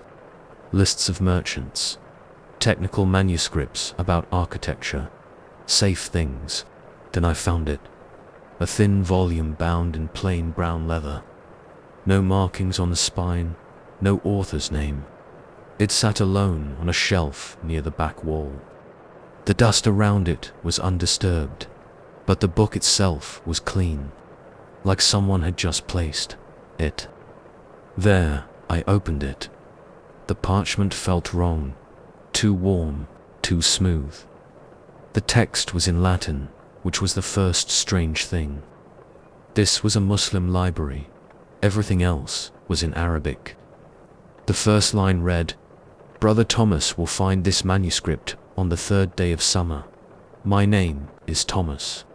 I found it on the 3rd day of summer." My hands shook. I read the next line. His hands will shake when he reads these words. I dropped the book. It hit the floor with a flat sound. No echo, no noise.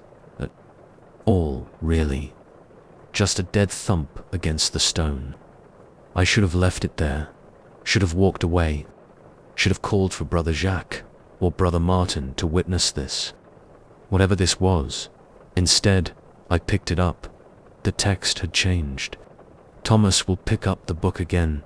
His heart will beat faster. He will think about calling for his brothers. He will not. I sat down at the nearest table. My legs wouldn't hold me up anymore. Sweat ran down my back under my white scribe's robe. The red cross on my chest felt too bright in the dim library light. The words kept changing as I watched, like ink flowing across the page, forming new letters, new sentences. Always in the same neat hand, always about me. He will read for 6 hours. His candle will burn low. Brother Jacques will call for him at sunset, but Thomas will not answer.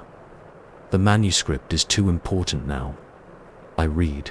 The text told me things about myself. Small things at first. The prayer I'd skipped that morning. The extra. Bread I'd taken at breakfast. The lie I'd told about finishing the catalogue of merchant records. Then bigger things. The silver coins I'd stolen from the treasury in Acre. The confession I'd heard and repeated despite my vows. The doubt that grew in my heart each time we burned a library like this one. The sun moved across the narrow windows. The candle burned lower, just as the manuscript had said it would. I couldn't stop reading. The words kept changing, kept revealing more. It told me about my future, small things again, at first. The meal I would eat tomorrow. The letter I would write next week. The new quill I would break on Sunday. Then it showed me more. Much more. Thomas will discover the truth about the Order in 3 months. He will learn why the Grand Master visits the deep vault on moonless nights. He will understand why certain brothers disappear after speaking with the council. He will know the real reason we guard the Temple Mount. My mouth was dry. My hands ached. From gripping the book, the light was almost gone.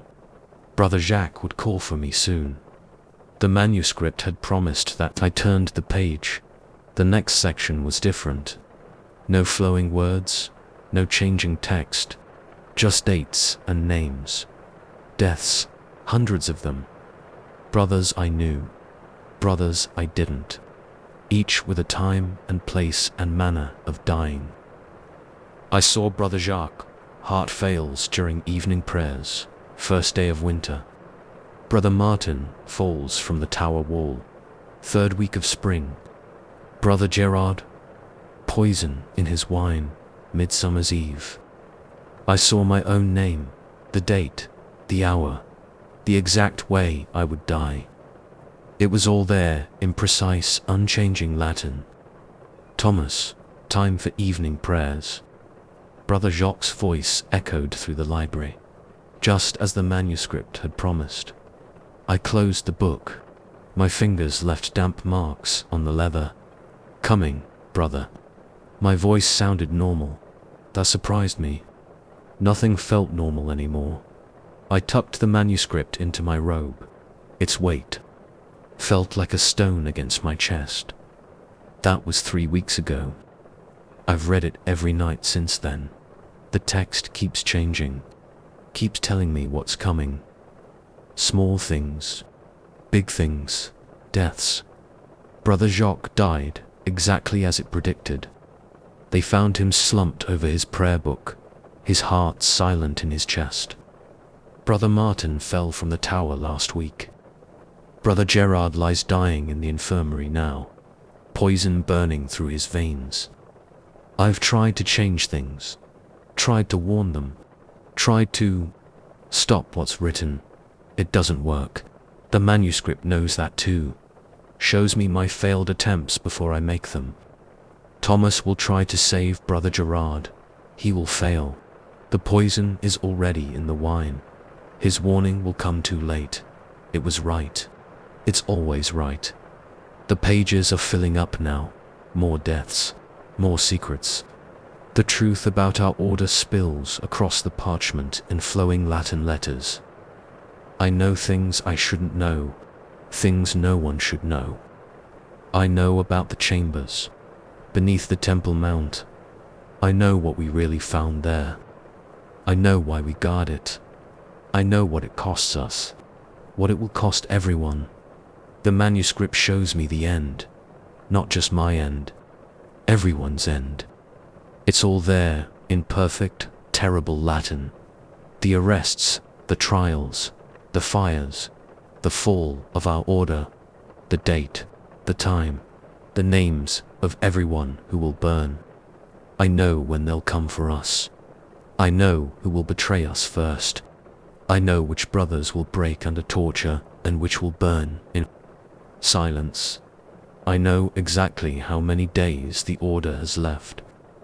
I know I won't live to see it. My death comes sooner. The manuscript told me so. It's tonight, in this very library. In 1 hour, I can feel the truth of it in my bones. The weight of inevitability. The manuscript knows I'm writing this account, shows me each word before I put quill to parchment. Thomas writes his last testament. His hands shake less now. Acceptance comes in the final hour. The knife is already at his throat, though he doesn't feel it yet. The Muslim assassin moved silently through the window 12 minutes ago.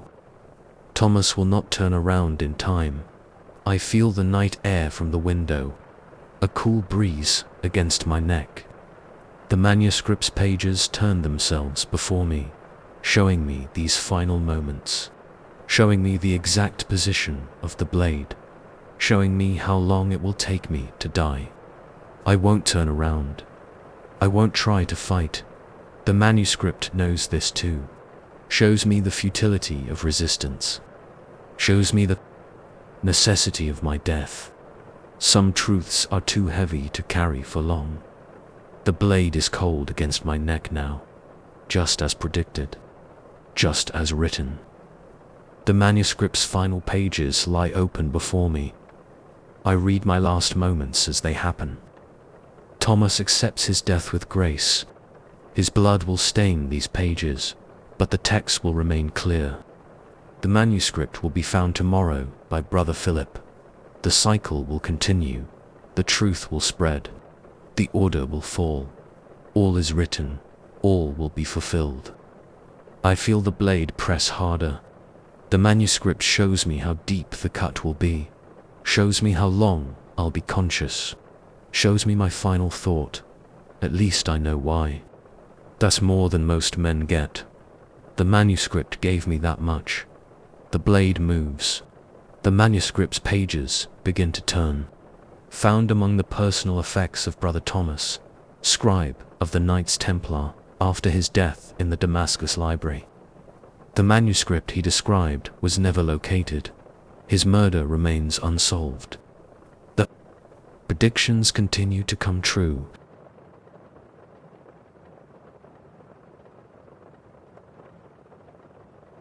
Story 13. Blood doesn't flow upward. That's what I kept telling myself as I watched red droplets defy gravity on the surface of the Holy Cross fragment. But I was the only one who could see it. The pilgrims saw nothing. My fellow Templars saw nothing. Just me, Sergeant Roland of Antioch, watching sacred wood weep impossible blood. It started on the first night of our journey from Antioch to Jerusalem. 50 pilgrims under Templar protection. Standard escort duty. I'd done it 20 times before. The wooden fragment of the true cross was just another relic in our care. We kept it in a silver reliquary, sealed with the order's seal. Simple, routine, safe. I took first watch that night. The desert wind blew cold. Pilgrims huddled around dying fires. The moon hung full and white above the Syrian sands. I sat beside the supply wagon where we kept the reliquary, sword across my knees. The first confession came just before midnight. A pilgrim woman, old, bent with age. She couldn't sleep. She said, needed to unburden her soul. I stole from my sister's children, she whispered, took their inheritance after she died. They starved that winter. All 3 of them, I listened. That's what sergeants do. We hear things, keep secrets. The woman walked away lighter. I felt heavier. That's when I saw the first drop. A bead of red rolling up the silver side of the reliquary, defying gravity, defying sense. I opened the box. The fragment of the true cross lay on its velvet cushion. Blood welled from the ancient wood.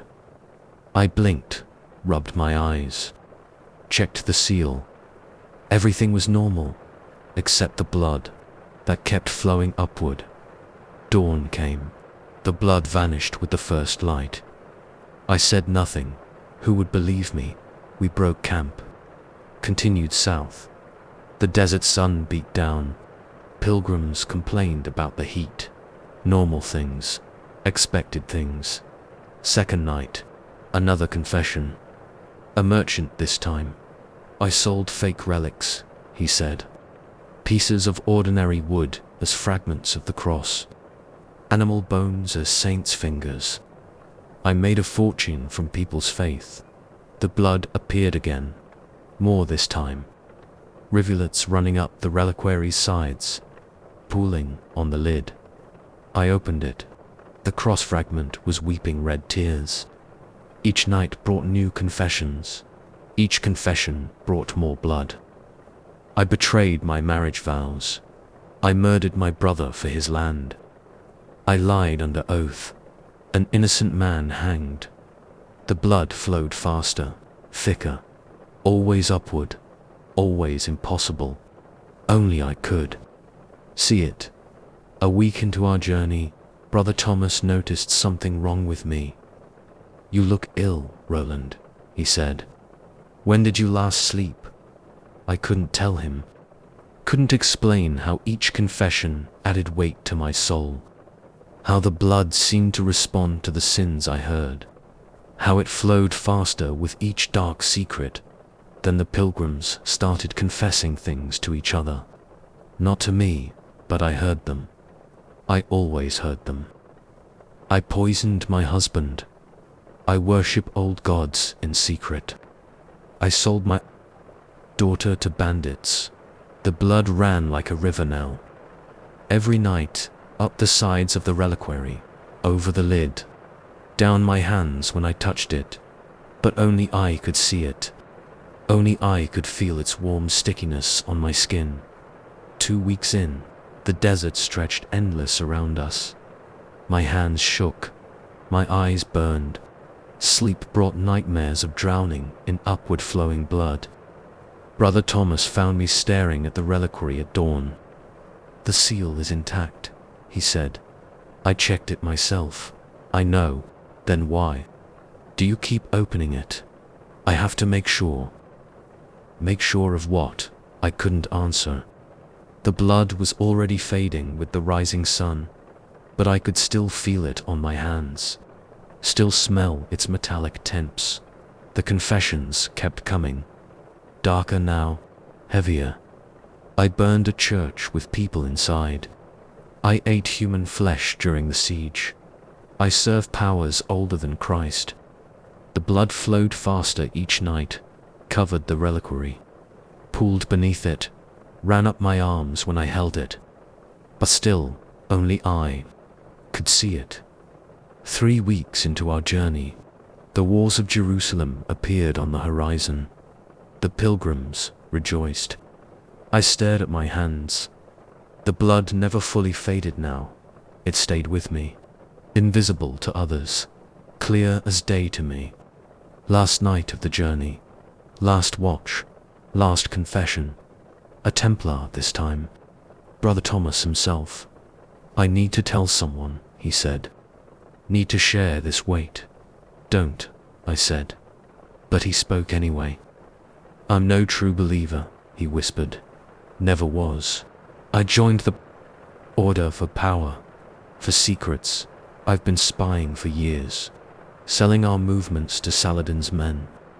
30 of our brothers died because of my reports. Their blood is on my hands."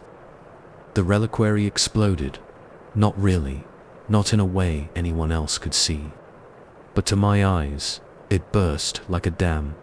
Blood fountained upward, rained down, covered everything. Covered me, covered Thomas, covered our white mantles in invisible red. I opened the box one last time. The cross fragment was gone. In its place, a pool of blood defied gravity, flowing upward in a column, forming words in the air. "You see what they cannot," it wrote in crimson Latin letters. "You hear what they hide. Their sins stain their souls. Their guilt flows like blood. But who hears your confession, Roland? Who sees your sins?" My hands shook.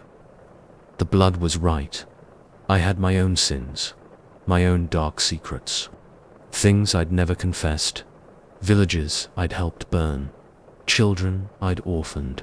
Faith I'd abandoned. The blood knew, it had always known. "Your sins are heaviest of all," the blood wrote, "because you witness their guilt, share their burden, carry their confessions, but give none of your own." The reliquary sits before me now as I write this. The cross fragment still missing. The blood still flowing upward, still forming words, still speaking truth. Dawn approaches. Jerusalem waits. Soon we'll pass through the gates, deliver the relic, complete our mission. But the blood won't stop flowing, won't stop revealing, won't stop demanding confession. I see it everywhere now, running up walls, flowing across ceilings, rising from the earth itself. A tide of guilt made visible, and I'm drowning in it. They'll find this account after I'm gone, find the empty reliquary, the missing relic. My confession written in ordinary ink on ordinary parchment, but I'll write the truth in blood. Let it flow upward one last time. Let it carry my sins to heaven or hell or whatever waits above. I am Sergeant Roland of Antioch. I see the blood of guilt, and now you'll see mine." The preceding account was found with the body of Sergeant Roland, discovered in his tent on the morning of arrival in Jerusalem. The referenced reliquary was empty, the seal unbroken. The cross fragment was never recovered. The parchment shows no traces of blood, though the final lines appeared to have been written with unusual force, tearing the surface in places. Brother Thomas disappeared the same night. His fate remains unknown.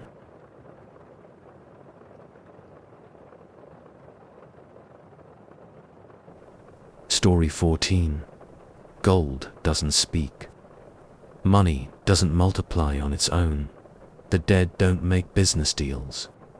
I know these things are true.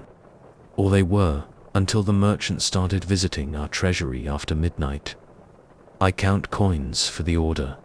That's my role. Brother Ale in treasury keeper of the Jerusalem temple. I track deposits, arrange transfers, manage our banking operations. Simple work, clean work, safe work. At least it was, until 3 months ago. He came on a moonless night. I was working. Late, reviewing ledgers by candlelight. The treasury door opened. It shouldn't have. I had the only key. The merchant stood in the doorway. Tall, thin, wearing rich clothes that looked wrong somehow, like they were painted on him. "Good evening, Brother Ailing," he said. His voice rang like struck bronze. "I have a business proposition." I reached for my dagger. My hands shook. The merchant smiled. "No need for weapons. I'm here to make the order wealthy beyond imagination." He stepped into the candlelight. His face wasn't right. The features moved when he spoke, but not like flesh moves, more like wax flowing. "Who are you?" I asked. "How did you get in? I have many names, many keys." He placed a coin on my desk. Gold, ancient. The markings were unlike anything I'd seen. "Let's discuss business." I shouldn't have touched the coin, shouldn't have picked it up, but I did. It was warm, felt alive somehow. 1,000 like this, he said, in exchange for a small service. What? Service. His smile widened. Too wide for a human face. Simply move some numbers in your ledgers. Change some destinations for certain shipments. Minor adjustments. I put the coin down. It left a burn mark on my desk. The order doesn't falsify records. The order needs gold. He produced a document. Names, dates, amounts, secret things. Things only the Grand Master should know. Your war chest is depleting. Saladin grows stronger. You need funds. He was right. Our resources were strained. The war effort was consuming everything. "Think about it," he said, and vanished, just gone, like he'd never been there. Only the coin remained, still burning its mark into my desk. I didn't sleep that night, or the next. The coin stayed where he'd left it. I couldn't touch it again. Couldn't throw it away either. A week later, one of our best knights died in a skirmish. Brother Marcel, young, strong, devoted. The messenger brought news at sunset. The merchant returned that night, tragic about. "Brother Marcel," he said. He was suddenly there, standing by my desk. No footsteps, no door opening. "Would you like to prevent the next death?" More coins appeared. A neat stack. All ancient, all warm to the touch. "What do you mean?" "Your gold moves along set routes, predictable routes." Another document appeared. "Change them, save lives." The routes he showed me were vulnerable. I saw that immediately. Any strategist would. Our usual gold shipments would be ambushed within a month. I made the changes. just small ones, just to protect our men. The merchant smiled. The coins stayed. More deaths followed. More nightly visits. More deals. Brother Paul will die tomorrow. Unless Sister House in Acre will fall next week. Unless Saladin's men know your western route. Unless. Each time he was right. Each time I changed something small. Moved some gold. Adjusted some numbers. Simple things. Safe things. The treasury grew fuller. Our operations prospered. The order's wealth multiplied impossibly fast. But for each deal, a mark appeared on my ledger. Burning marks, like the one the first coin left. I covered them with new books, new papers. They burned through everything. Then brothers started dying anyway. Not in battle, not from ambush, just dying. Brother Simon collapsed during prayers. Heart stopped. Brother Hugh fell from the battlements. No witnesses. Brother Richard choked at dinner. No one could save him. Each death matched a deal I'd made. Each burning mark in my ledger corresponded to a cold body. I tried to stop. Tried to refuse the merchant's next visit. Too late, he said. His face flowed like melting wax. The contracts are signed. In gold, in blood, in souls. He showed me the true ledger then.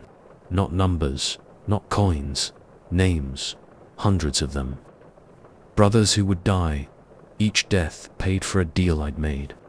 Each soul traded for gold. The order grows rich, he said. The war chest fills, but everything has a price. I ran to the Grand Master, confessed everything, showed him the burning marks, the ancient coins, the lists of deaths to come. He already knew.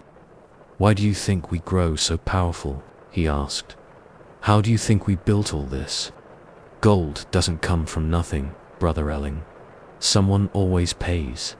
My name was in the ledger, near the bottom. I saw the date, the time, the manner of death. Today soon, I'm writing this in the treasury. The merchant's coins burn on my desk. The ledger shows its true contents now. Names, souls, prices paid and prices due. The merchant will come one last time, one final deal. My soul for the truth. Fair trade, he says. I'll learn why the order really exists. What we really guard in our deepest vaults. What power makes our gold multiply and our influence grow. The door is opening. He's here. His face isn't even trying to look human anymore.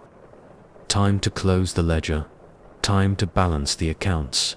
Time to pay my debt. Gold doesn't speak. Money doesn't multiply on its own. The dead don't make business deals, but the damned do. Treasury record, addendum, Jerusalem Temple. Brother Elaine's body was found at his desk. Cause of death, unknown. All ledgers balanced perfectly. Gold stores increased 300% under his supervision. Replacement treasurer appointed. Nightly visits from merchant continue. New deals struck. Order, wealth grows. Costs accounted for. Souls properly logged. Grandmaster's personal records. Sealed vault, Jerusalem.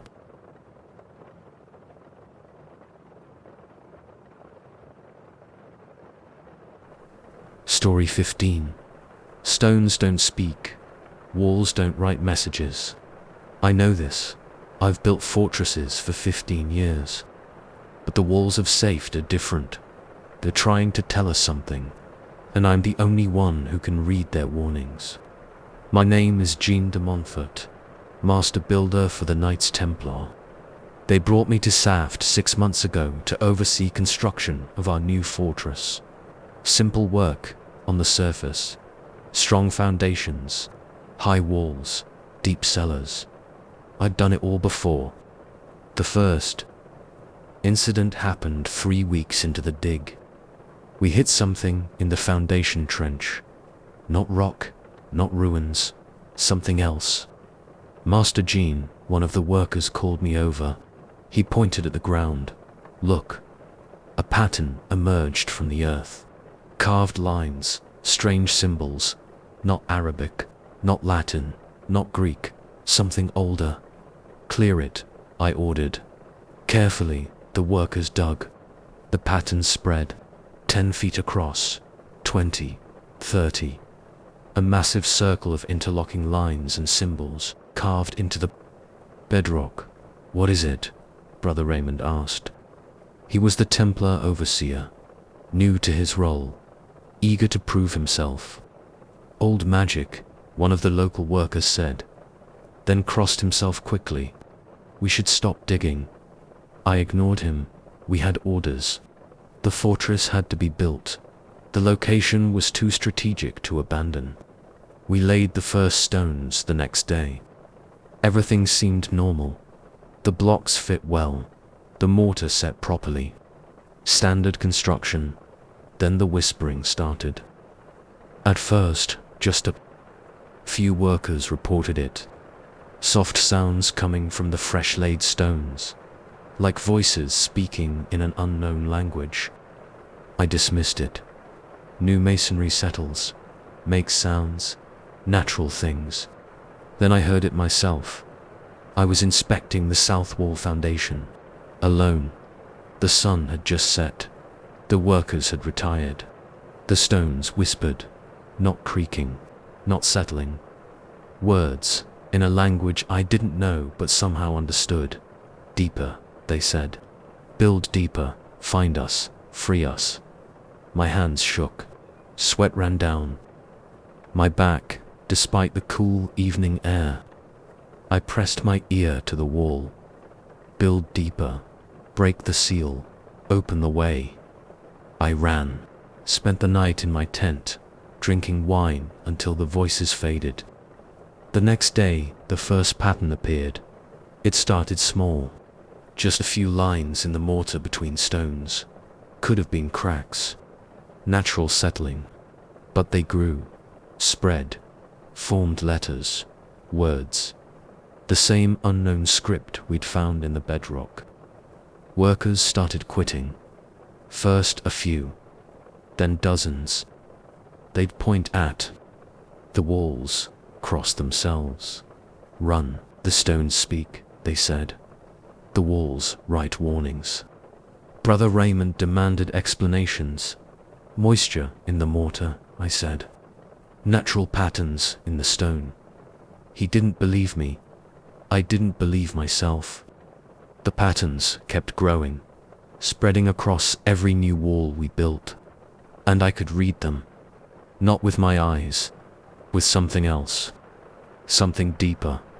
They told stories, old stories, about what lay beneath the foundation circle, about why this hilltop had been left empty for so long. Prison, the walls wrote. Seal, gateway, guard. I kept building. What else could I do? The order demanded their fortress. The walls demanded deeper foundations. 2 months in, we found the chamber. 20 feet down, below the foundation circle. A space that shouldn't exist. Carved walls, smooth floor. Empty, except for more symbols. More writing. Do not break the seal, it said. Then changed as I watched. Letters flowing like water across stone. Too late. The new message read. You've already started. I ordered the chamber filled. Stones dumped in. Mortar poured. Sealed it up in a day. The walls wrote new messages that night. Cannot be contained. Cannot be buried. Coming through. Coming up. Coming soon. Brother Raymond saw the changes now. Everyone did. The writing spread faster. Covered every surface. Shifted and flowed like living things. What have we done? He asked. What they wanted us to do, I said. The truth hurt my throat. We're not building a fortress. We're breaking a seal. More chambers appeared as we dug. More spaces that shouldn't exist. More writing that moved and changed. The walls told us everything. About the things imprisoned below. About why the Templars really chose this site. About what would happen when the seal finally broke. Workers fled. Brothers prayed. I kept building. The walls demanded it now. Forced our hands. Guided our work. Almost free, they wrote. Almost here, cannot stop it now. The dreams started next. Every night, same dream. I'm standing on the finished fortress walls. But they're not walls anymore. The teeth in a giant mouth. The foundations aren't foundations. They're broken chains. The seal cracks. The prison opens. Things older than stone climb out into the world. I wake up screaming. Go back to work. Keep building. Keep breaking the seal. 5 months in, the changes became physical. Stones moved on their own. Shifted position overnight. Always down.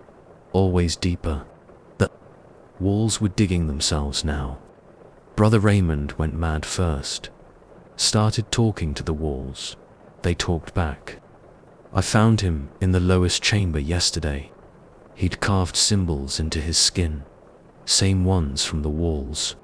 They moved across his flesh like the writing on stone. I understand now, he said. His voice echoed wrongly. Want to see? He cut his throat.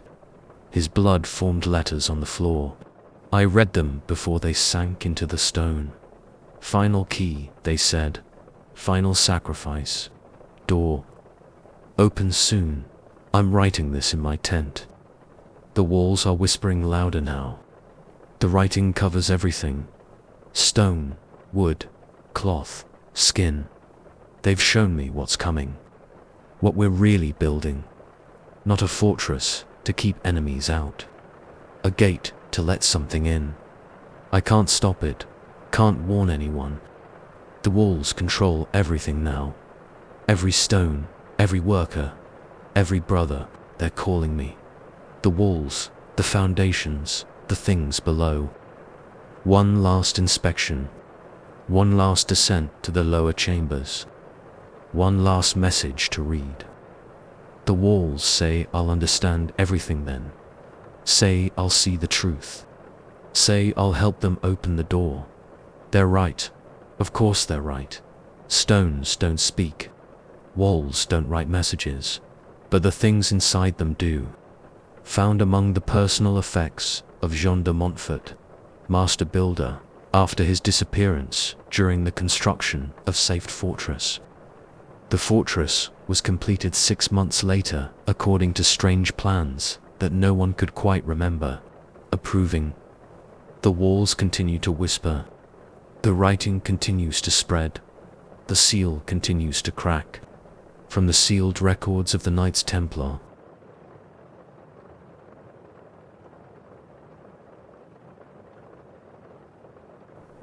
Story 16. Dead men don't join the Templars. Dead men don't train with swords. Dead men don't predict the future. I know these things. But the novice in the third row breaks all these rules. I watched him die 3 years ago in Cyprus. Now he's here in warning us about a traitor. I am Brother Gerard, Master Tams, 20 years in the Order, 15 training novices. I know every face that passes through this fortress, including his. His name was Michel, still is Michel. He stands in the training yard every morning, 3rd row, 4th position. White novices, tunic, red cross, young face. Exactly as he looked 3 years ago before the arrow took him. I remember his death. I was there, siege of Famagusta. Arrow caught him in the throat. He died in my arms. I said his last rites myself.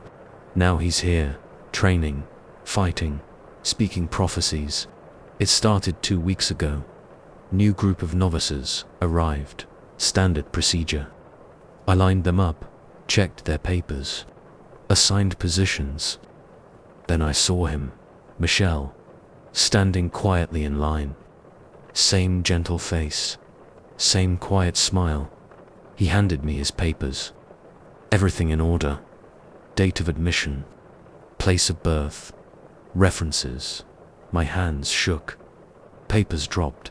When I looked up, he spoke. "You remember me, Brother Gerard?" Not a question, a statement. "You're dead."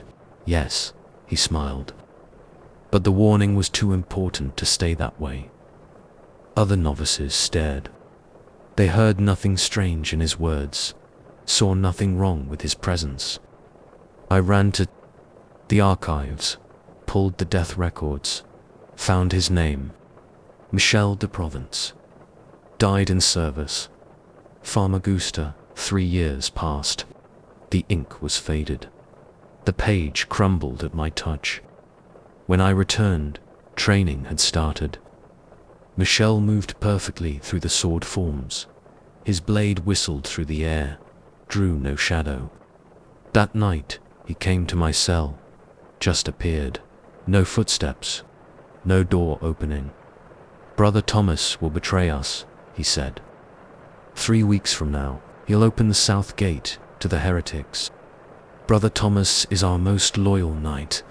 He's been lying for years, practicing heresy in secret. The attack comes at midnight. 37 brothers will die. He vanished, left nothing but a cold spot in the air. I couldn't sleep. Watched Brother Thomas the next day. He performed his duties perfectly. Led prayers, trained youngsters. Nothing suspicious. Michel appeared in training every morning. Always third row. Always perfect form. Other novices talked to him, trained with him, saw nothing strange, but I saw. His feet left no prints in the dust. His sword rang differently against others. His breath didn't steam in the cold mountain air. He spoke prophecies between sword strikes. Brother William falls first. Arrow to the eye. Brother Martin breaks under torture, reveals our cache of gold. Brother Stephen betrays his vows, flees in the night. Each evening he appeared in my cell. More warnings, more details. They'll come from the south. They know our guard rotations. They have a map of the tunnels. I watched Brother Thomas closer. Noticed small things. Late night walks. Whispered conversations. Letters burned instead of sent.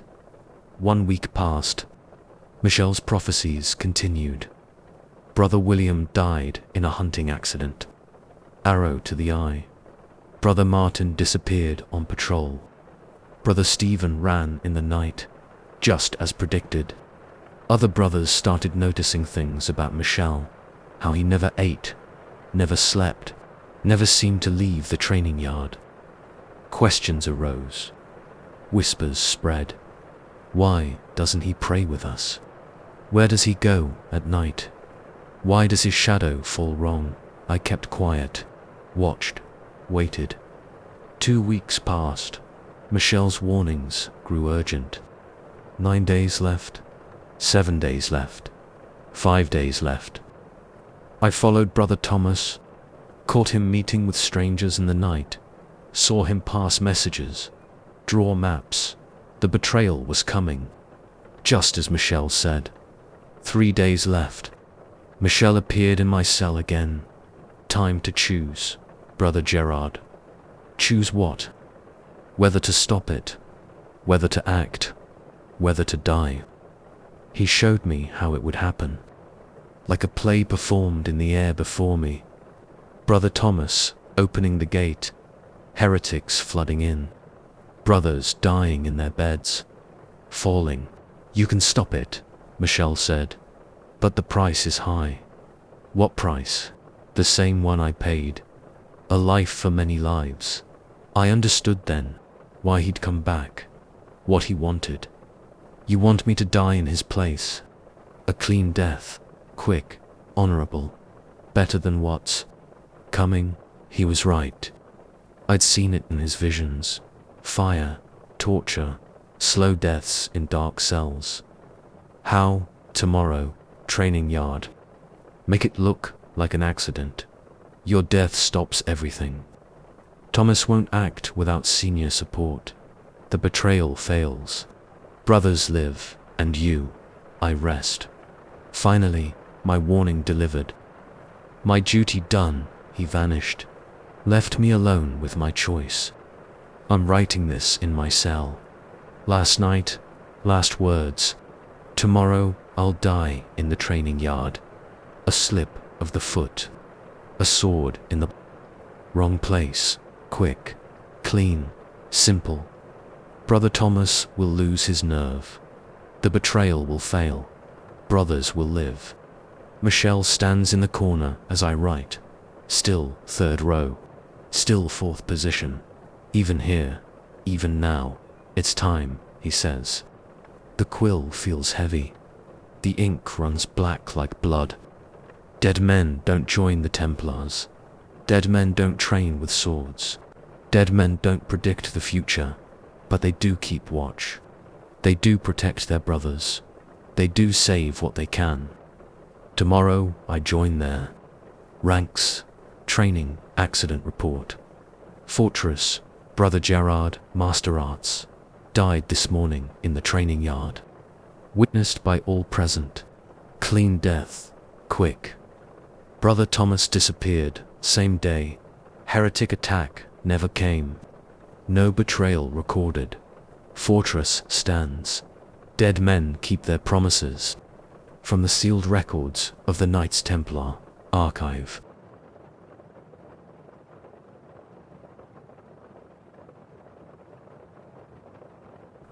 Story 17. Books don't eat sound. Libraries don't go silent room by room. The dead don't try to speak through empty pages. I knew these things before I found the Black Codex in the abandoned monastery. Now I'm not sure of anything except the growing silence. My name is Brother Augustine, Templar librarian. The order sent me to catalogue this library 2 weeks ago. Standard procedure when a monastery empties overnight. Find anything valuable. Burn anything dangerous. Simple work, usually the first. Thing I noticed was the quiet. No birds in the courtyard. No wind in the corridors. No echoes of my footsteps on stone. Just thick, heavy silence. The library door opened without sound. Rows of shelves stretched into shadows. Hundreds of books, thousands, all coated in 2 months of dust. Not disturbed since the monks fled. I started my catalogue at sunrise. Methodical, shelf by shelf, row by row. Normal books at first. Prayer texts, agricultural records, medical treatises. Then I found it. A black book, no title, no markings. Sitting alone on an empty shelf, it had no dust. Everything else was grey with it, but this book was clean, like it had been placed there moments ago. My hand shook when I touched it. The leather felt wrong, too warm, too soft, like skin. I opened it, the pages were blank, pure white, empty. Then the first sound disappeared, just my breathing. There one moment, gone the next. I could feel my chest move, feel air in my lungs, but the sound vanished. I dropped. The book, it hit the floor without noise. Other sounds remained. My heartbeat, the rustle of my robes, the scrape of my sandals on stone. But my breath stayed silent. I ran from the library, stood in the courtyard, tried to shout. Nothing came out. No sound at all. The book lay where I'd dropped it, open to the first page, not blank anymore. Words appeared on the white surface, black ink flowing like water. Will you listen now, Brother Augustine? My hands trembled as I picked it up. More words formed. The monks heard us. That's why they ran. But you'll listen better. You have to. The second sound disappeared. My heartbeat went silent. I could feel it hammering in my chest, fast, terrified, but no sound reached my ears. More words flowed across the page. Each silence brings you closer. Each lost sound opens your ears to us. We have so much to tell you. I slammed the book shut, ran to my cell, grabbed parchment, wrote desperately. What are you? The words bled through the page, formed new shapes. We are what the monks discovered, what they tried to seal away, what they failed to silence. The third sound vanished. The rustle of my robes, gone. Hour by hour, the sounds disappeared. One by one, footsteps, breathing, heartbeat, wind, birds, everything. Each time another sound died, more words appeared in the book. They told me things, secrets, truths, things the order had buried, things the monks had discovered, about what really lay beneath Jerusalem, about why we guarded certain tombs, about what the first Templars actually found. The silence spread beyond the monastery. I walked to the village below. No dogs barking, no children playing, no wheels on dirt roads. The villagers still moved, still lived, but made no sound. The book grew heavier, more pages filled with flowing words, secrets piled on secrets. The order isn't what you think. The holy relics aren't what you believe. The faith itself isn't what they taught you. 7 days in, only one sound remained. The scratch of my quill on parchment as I wrote my reports. The book knew this too. Soon even that will fade. Then you'll hear only us, our truths, our purpose, our plans. I sent warnings to the order, told them about the book, the silence, the secrets. No responses came. Or maybe they did, but fell into the growing quiet. 2 weeks now. The silence has reached the next village, and the next, spreading like a stain. Birds fall silent as they fly overhead. Rivers run without rushing. Storms break without thunder. The book gets heavier. More secrets, more truths, more revelations. I know why the monks fled now. Know what they found in their prayers and studies. Know what broke their minds and stole their voices. The silence isn't empty. It's full, full of them. The ones who want to speak, they were here before the words, before the prayers, before the faith, before the noise. They want the silence back, want us to hear them again, like we did before we learned to speak, before we drowned them out with our noise. The last sound is fading. My quill grows quiet. The book lies open beside me, pages filling with their words, their truths, their gospel of silence. Soon I won't be able to write anymore, won't be able to warn anyone. The silence is almost complete, almost perfect, almost holy. And in that silence, I finally hear them, really hear them. They speak without sound, teach without words. Show me what the world was like before noise, what it will be.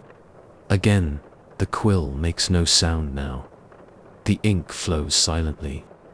Books don't eat sound. Libraries don't go silent, room by room. The dead don't try to speak through empty pages. But the ones before the dead do, and soon everyone will hear them. In the silence, in the quiet, in the perfect absence of sound. Listen. Final report from Brother Augustine, Templar librarian, found in the abandoned monastery of Saint Michel. The referenced black book was never located. The silence continues to spread. Current. Radius 27 miles and growing. No sound has been recorded in the affected area. The dead are not silent anymore. From the sealed records of the Knights Templar.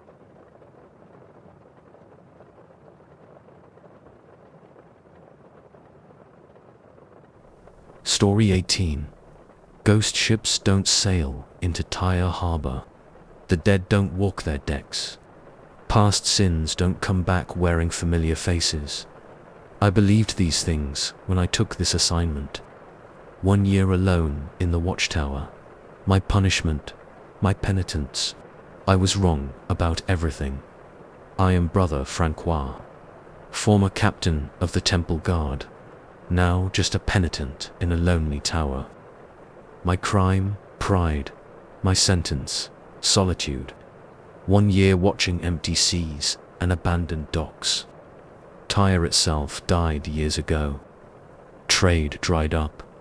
People left. Only the tower remains active. Strategic position, they say. Must be manned. Must be watched. Must be guarded. The first ship came on my third night. No moon, no stars. The sea black as pitch. I almost missed it through the rain. A galley, old style. No lights, no crew visible. Just gliding through the waves. Silent, impossible. It docked itself. Ropes snaked across posts without hands to guide them. The gangplank lowered alone. Then he walked down it. Brother Maurice, dead 5 years. Killed under my command in a skirmish outside Jerusalem. I watched him die, held him as he bled out. He looked exactly the same. Even the wound in his chest still bled. "Hello, Captain." His voice rang hollow. "Time for your first confession." My sword was in my hand. "Don't remember drawing it. You're dead, yes." He smiled. Blood stained his teeth. "That's rather the point. He told me everything. How I'd sent him and 10 others to die. How I'd known it was a trap. How my pride wouldn't let me admit the mistake. You sacrificed us for your reputation," he said. "Blamed bandits. Wrote false reports. Lived with the lie. Every word true. Every detail exact. He left before dawn. The ship dissolved into mist. I spent the day shaking, drinking wine, telling myself it wasn't real. The second ship came the next night. Different vessel, same impossible silence, same empty deck. Sister Marie walked down the gangplank. The nun from Acre, 3 years dead. "Remember me, Brother Francois?" I did. God help me, I did. She told me about the grain shipments, how I'd redirected them for profit, how her orphanage starved that winter. 12 children died, she said. Her skin was grey, her eyes empty. Their names were, she listed them, all 12. I remembered each one. More ships came, every night, each bringing another face, another sin, another truth I'd buried. "Brother Thomas, you left me behind enemy lines. Mother Superior Agnes, you stole from our infirmary, Brother John. You blamed me for your failures. Each confession lasted hours. Each truth cut deeper than any sword. The ships grew larger, carried more dead. Soon whole crews of accusing faces lined the rails. Soldiers I'd sacrificed, civilians I'd betrayed, brothers I'd abandoned. They filled the harbor, ghost ships in neat rows, silent crowds of the dead watching my tower. I stopped sleeping, stopped eating, just waited for each night's new confessions. 1 month in, brother, Maurice returned. "Remembering everything now?" he asked. "Yes, good. Time for the harder truths. He showed me things I'd hidden even from myself, secrets behind secrets, sins behind scenes. The real reason I joined the Order, the deals I made for advancement, the brothers I killed for power. 2 months, 3. The confessions continued. Some nights brought whole battles, hundreds of dead soldiers reliving their final moments, showing me exactly how my orders killed them. Some nights brought single witnesses, small sins that grew in the telling. The servant girl I'd struck in anger, the stable boy I'd cheated of wages, the pilgrim I'd left to bandits for months. 5. The harbor filled with ghost ships. No real vessels could dock now. Not that any tried. 6 months in, the dead began staying past dawn. I'd see them in daylight, walking the empty streets, watching from rooftops, their numbers growing, waiting. 7 months, 8. The confessions changed.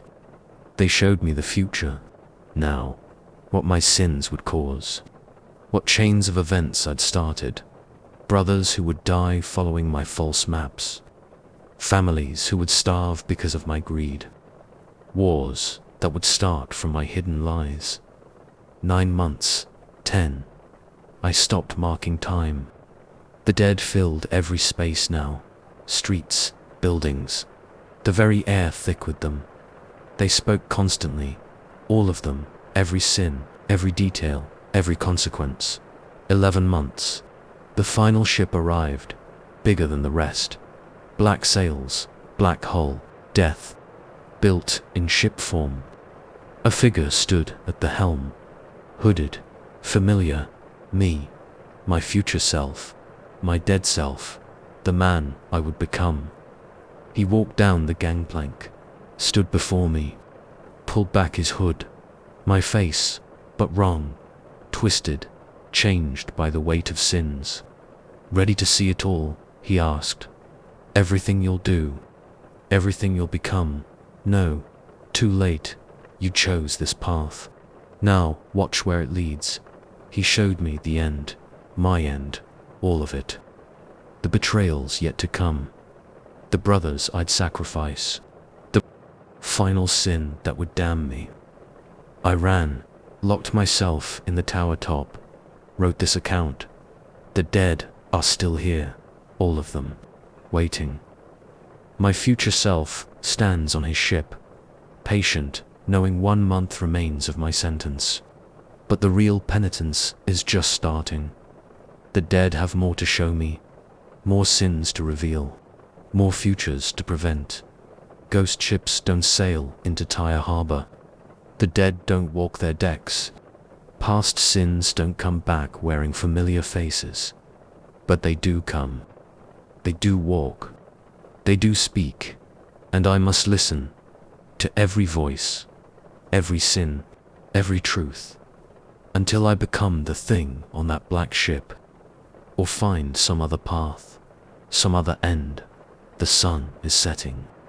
The ships are gathering. Tonight's confessions await. Final report from Tyre Watchtower. Brother Francois completed his penitence. Tower found empty, no body discovered. Harbor remains empty to mortal eyes, but ships still dock on moonless nights. The dead still walk, still waiting for the next penitent, still ready to speak their truths from the sealed records of the Knights Templar.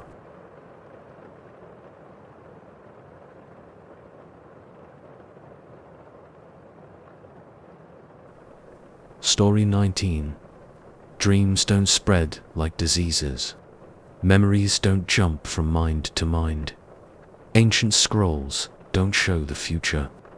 I believed these things yesterday, before we broke through that sealed wall in Ashkelon Fortress, before we found the scroll, before we all started sharing the same dreams. I am Brother Stephen, Master Mason of the Knights Templar. The Order sent 5 of us to expand the fortress's eastern wing. Simple work, break walls, build new ones, add chambers for more nights. Brother Michael led us, young commander, eager to eager. Brother Thomas, our scholar, always taking notes. Brother John, warrior turned laborer. Brother Gabriel, newest to the order. And me, who should have known better. The wall came down easily, like it wanted to fall. The chamber beyond shouldn't have existed. Our plans showed solid rock there, but it waited. Small room, stone altar, single scroll. Don't touch it. Brother Thomas stepped forward. Let me examine it first. But Brother Michael already held it, unrolled it before our eyes. The parchment was wrong, too white, too fresh for something sealed away for centuries. The text shifted as we watched, letters rearranging themselves. It's in Latin, Michael said, then frowned. No, Greek, no. I can read it, but that's impossible. We all could read it. All saw our own languages written in ink that moved like living things. It told a story, our story. Things we'd done yesterday, things we'd do tomorrow. Tonight, you will all dream, it read. The same dream, the first truth. We sealed the chamber, returned to our quarters, tried to sleep. The dream came to all of us. We stood in Ascalon's courtyard, but wrong, different. Banners we'd never seen flew from the walls. Knights in strange armor patrolled. A ceremony took place. 9 knights knelt before the altar. A box sat between them. Something inside tried to get out.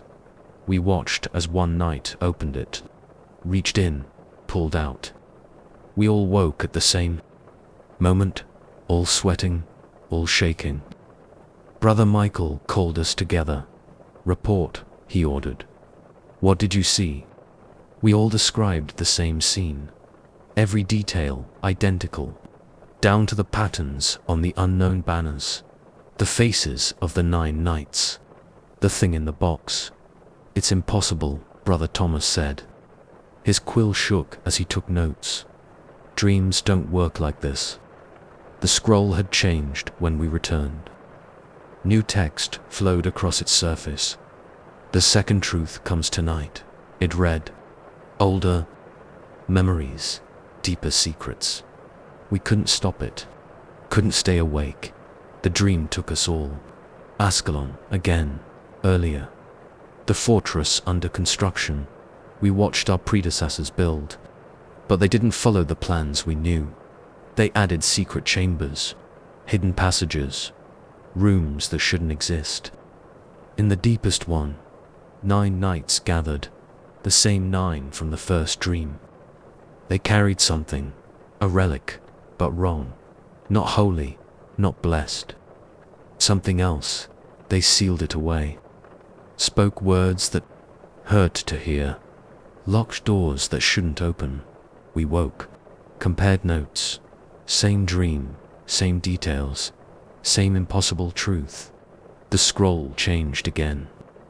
The third truth reveals the path.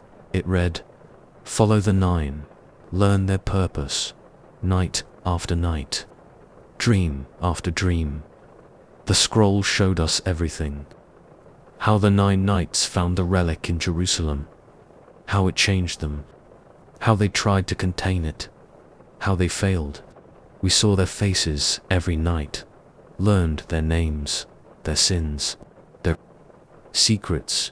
The dreams went further back, showed us older truths, what the relic really was, where it came from, what it wanted. Brother Gabriel broke first, tried to blind himself to stop the dreams. Brother John ran. We found him at the bottom of the sea cliff. Brother Thomas wrote everything down until his hands bled. Brother Michael just watched and planned. The scroll kept changing, showing more, how the 9 knights died, how their successors continued their work. How the relic passed through history, then it showed us the future. Our future, our choices, our fates. We saw ourselves finding the relic, opening its prison, becoming like the Nine. The dreams became clearer, more real than waking. We walked the fortress at night, found the hidden passages from our dreams. They existed, all of them. Brother Thomas's notes filled a dozen books. All the secrets, all the truths, all the horrors to come. We're like them now, Brother Michael said. The Nine, their knowledge fills our heads, their purpose becomes ours. He was right, we felt it. The weight of centuries, the burden of secret truths. The scroll showed us the end. How we'd open the final door. How we'd face what waited behind it. How we'd become its new guardians, or its new sacrifices. Brother Thomas hanged himself yesterday. His notes burned themselves. Brother Gabriel walks the walls, reciting prophecies in dead languages. Brother Michael leads us to the deep chambers, following paths from dreams older than the order itself. I write this as a warning. The scroll knows I'm writing, shows me these very words forming. The 9 nights wait in our dreams now, show us what must be done, what must be contained. The relic calls from behind its seals.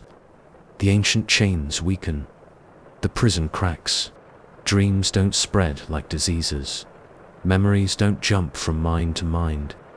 Ancient scrolls don't show the future. But this one does. And now we dream its dreams, know its truths, share its purpose. The 9 wait. For us, the seals are breaking. The door will open, and we will take their places, guard their secrets, continue their work, or die trying. Found in the sealed records of Ascalon Fortress, the referenced scroll remains undiscovered. The dreams continue. New nights arrive. The 9 wait and sleep. The cycle continues. From the sealed archives of the Knights Templar.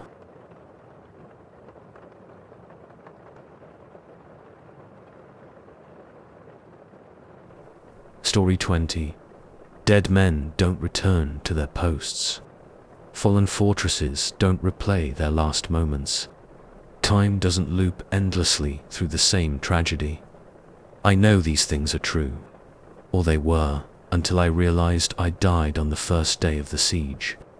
And I've been reliving the fall of this fortress every night since. I am Wad's brother Henry, last defender of Templar Castle Beaufort. The Saracens came 3 months ago, or yesterday, or 3 centuries past. Time means nothing here now. It started. Normally, dawn patrol, clear skies. I saw the dust cloud first. Called the alarm, standard procedure. Hundreds of riders approached, thousands of footmen behind them. Saladin's army come to claim our fortress. I remember exact details. The sun's position, the wind's direction, the weight of my sword, the creak of my armor. All perfect, all precise, all wrong. Brother Michel rang the warning bell. Knights ran to their posts. Servants filled water barrels. Normal preparations, ready for a siege. The first arrow struck me in the throat. I remember the impact, the shock, the blood. Brother Thomas caught me as I fell. Then I woke up.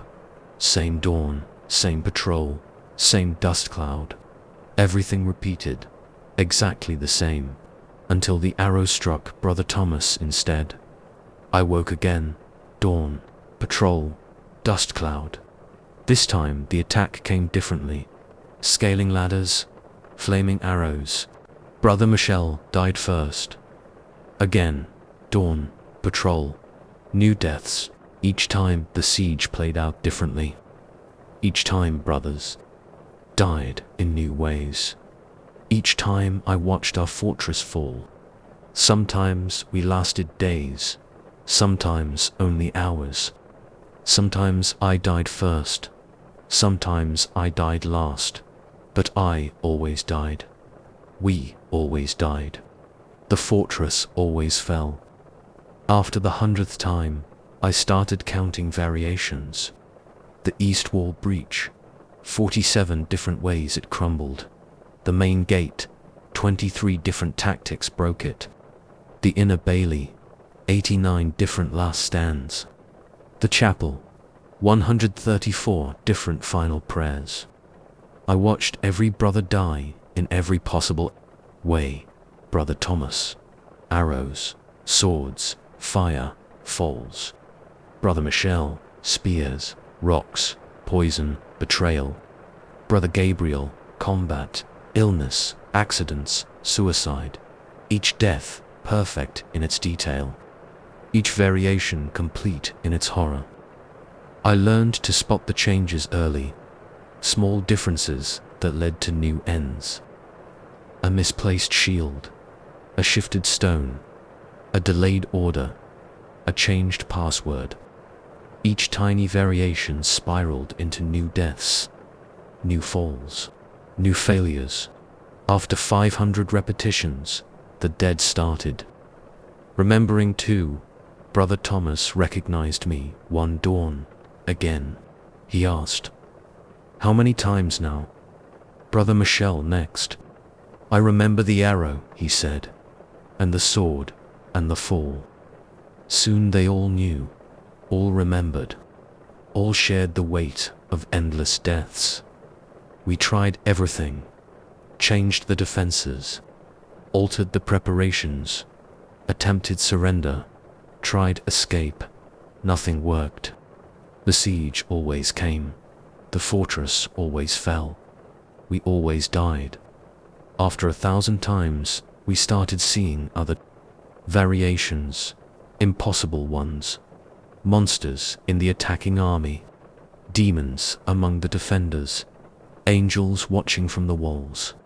The very stones remembered now, showed us their memories. What the fortress had seen, what it had endured, what secrets it kept. Time blurred completely. Past sieges overlapped with ours. Future battles bled backward. Every assault on this hill through history played out at once. We saw the fortress's birth, its countless deaths, its eternal purpose. The truth emerged through endless repetition. This wasn't just a fortress, wasn't just a battle, wasn't just a siege. It was a seal, a prison, a lock on something older than stone. Each death renewed it. Each fall strengthened it. Each repetition reinforced the chains. Now I understand my role, our role. We're not defenders. We're not warriors. We're not even Templars anymore. We're sacrifices. Eternal guardians, death's endless servants. The siege comes again. Dawn approaches. The dust cloud rises. I know how it ends. How it always ends. How it must end. We die. The fortress falls. The cycle continues. But the thing beneath stays chained. The seal holds. The prison endures. Through 1,000 deaths. Through endless variations. Through eternal repetition. I take my post on the wall. The sun rises. The alarm sounds. Brother Thomas looks at me. Remembers. Brother Michel nods. Understands. Brother Gabriel prays. Accepts we've died 10,000 deaths. We'll die 10,000 more. Until the end of time. For the seal must hold. The chains must stay strong. The prison must remain closed. The dust cloud approaches. The arrows fly. The siege begins.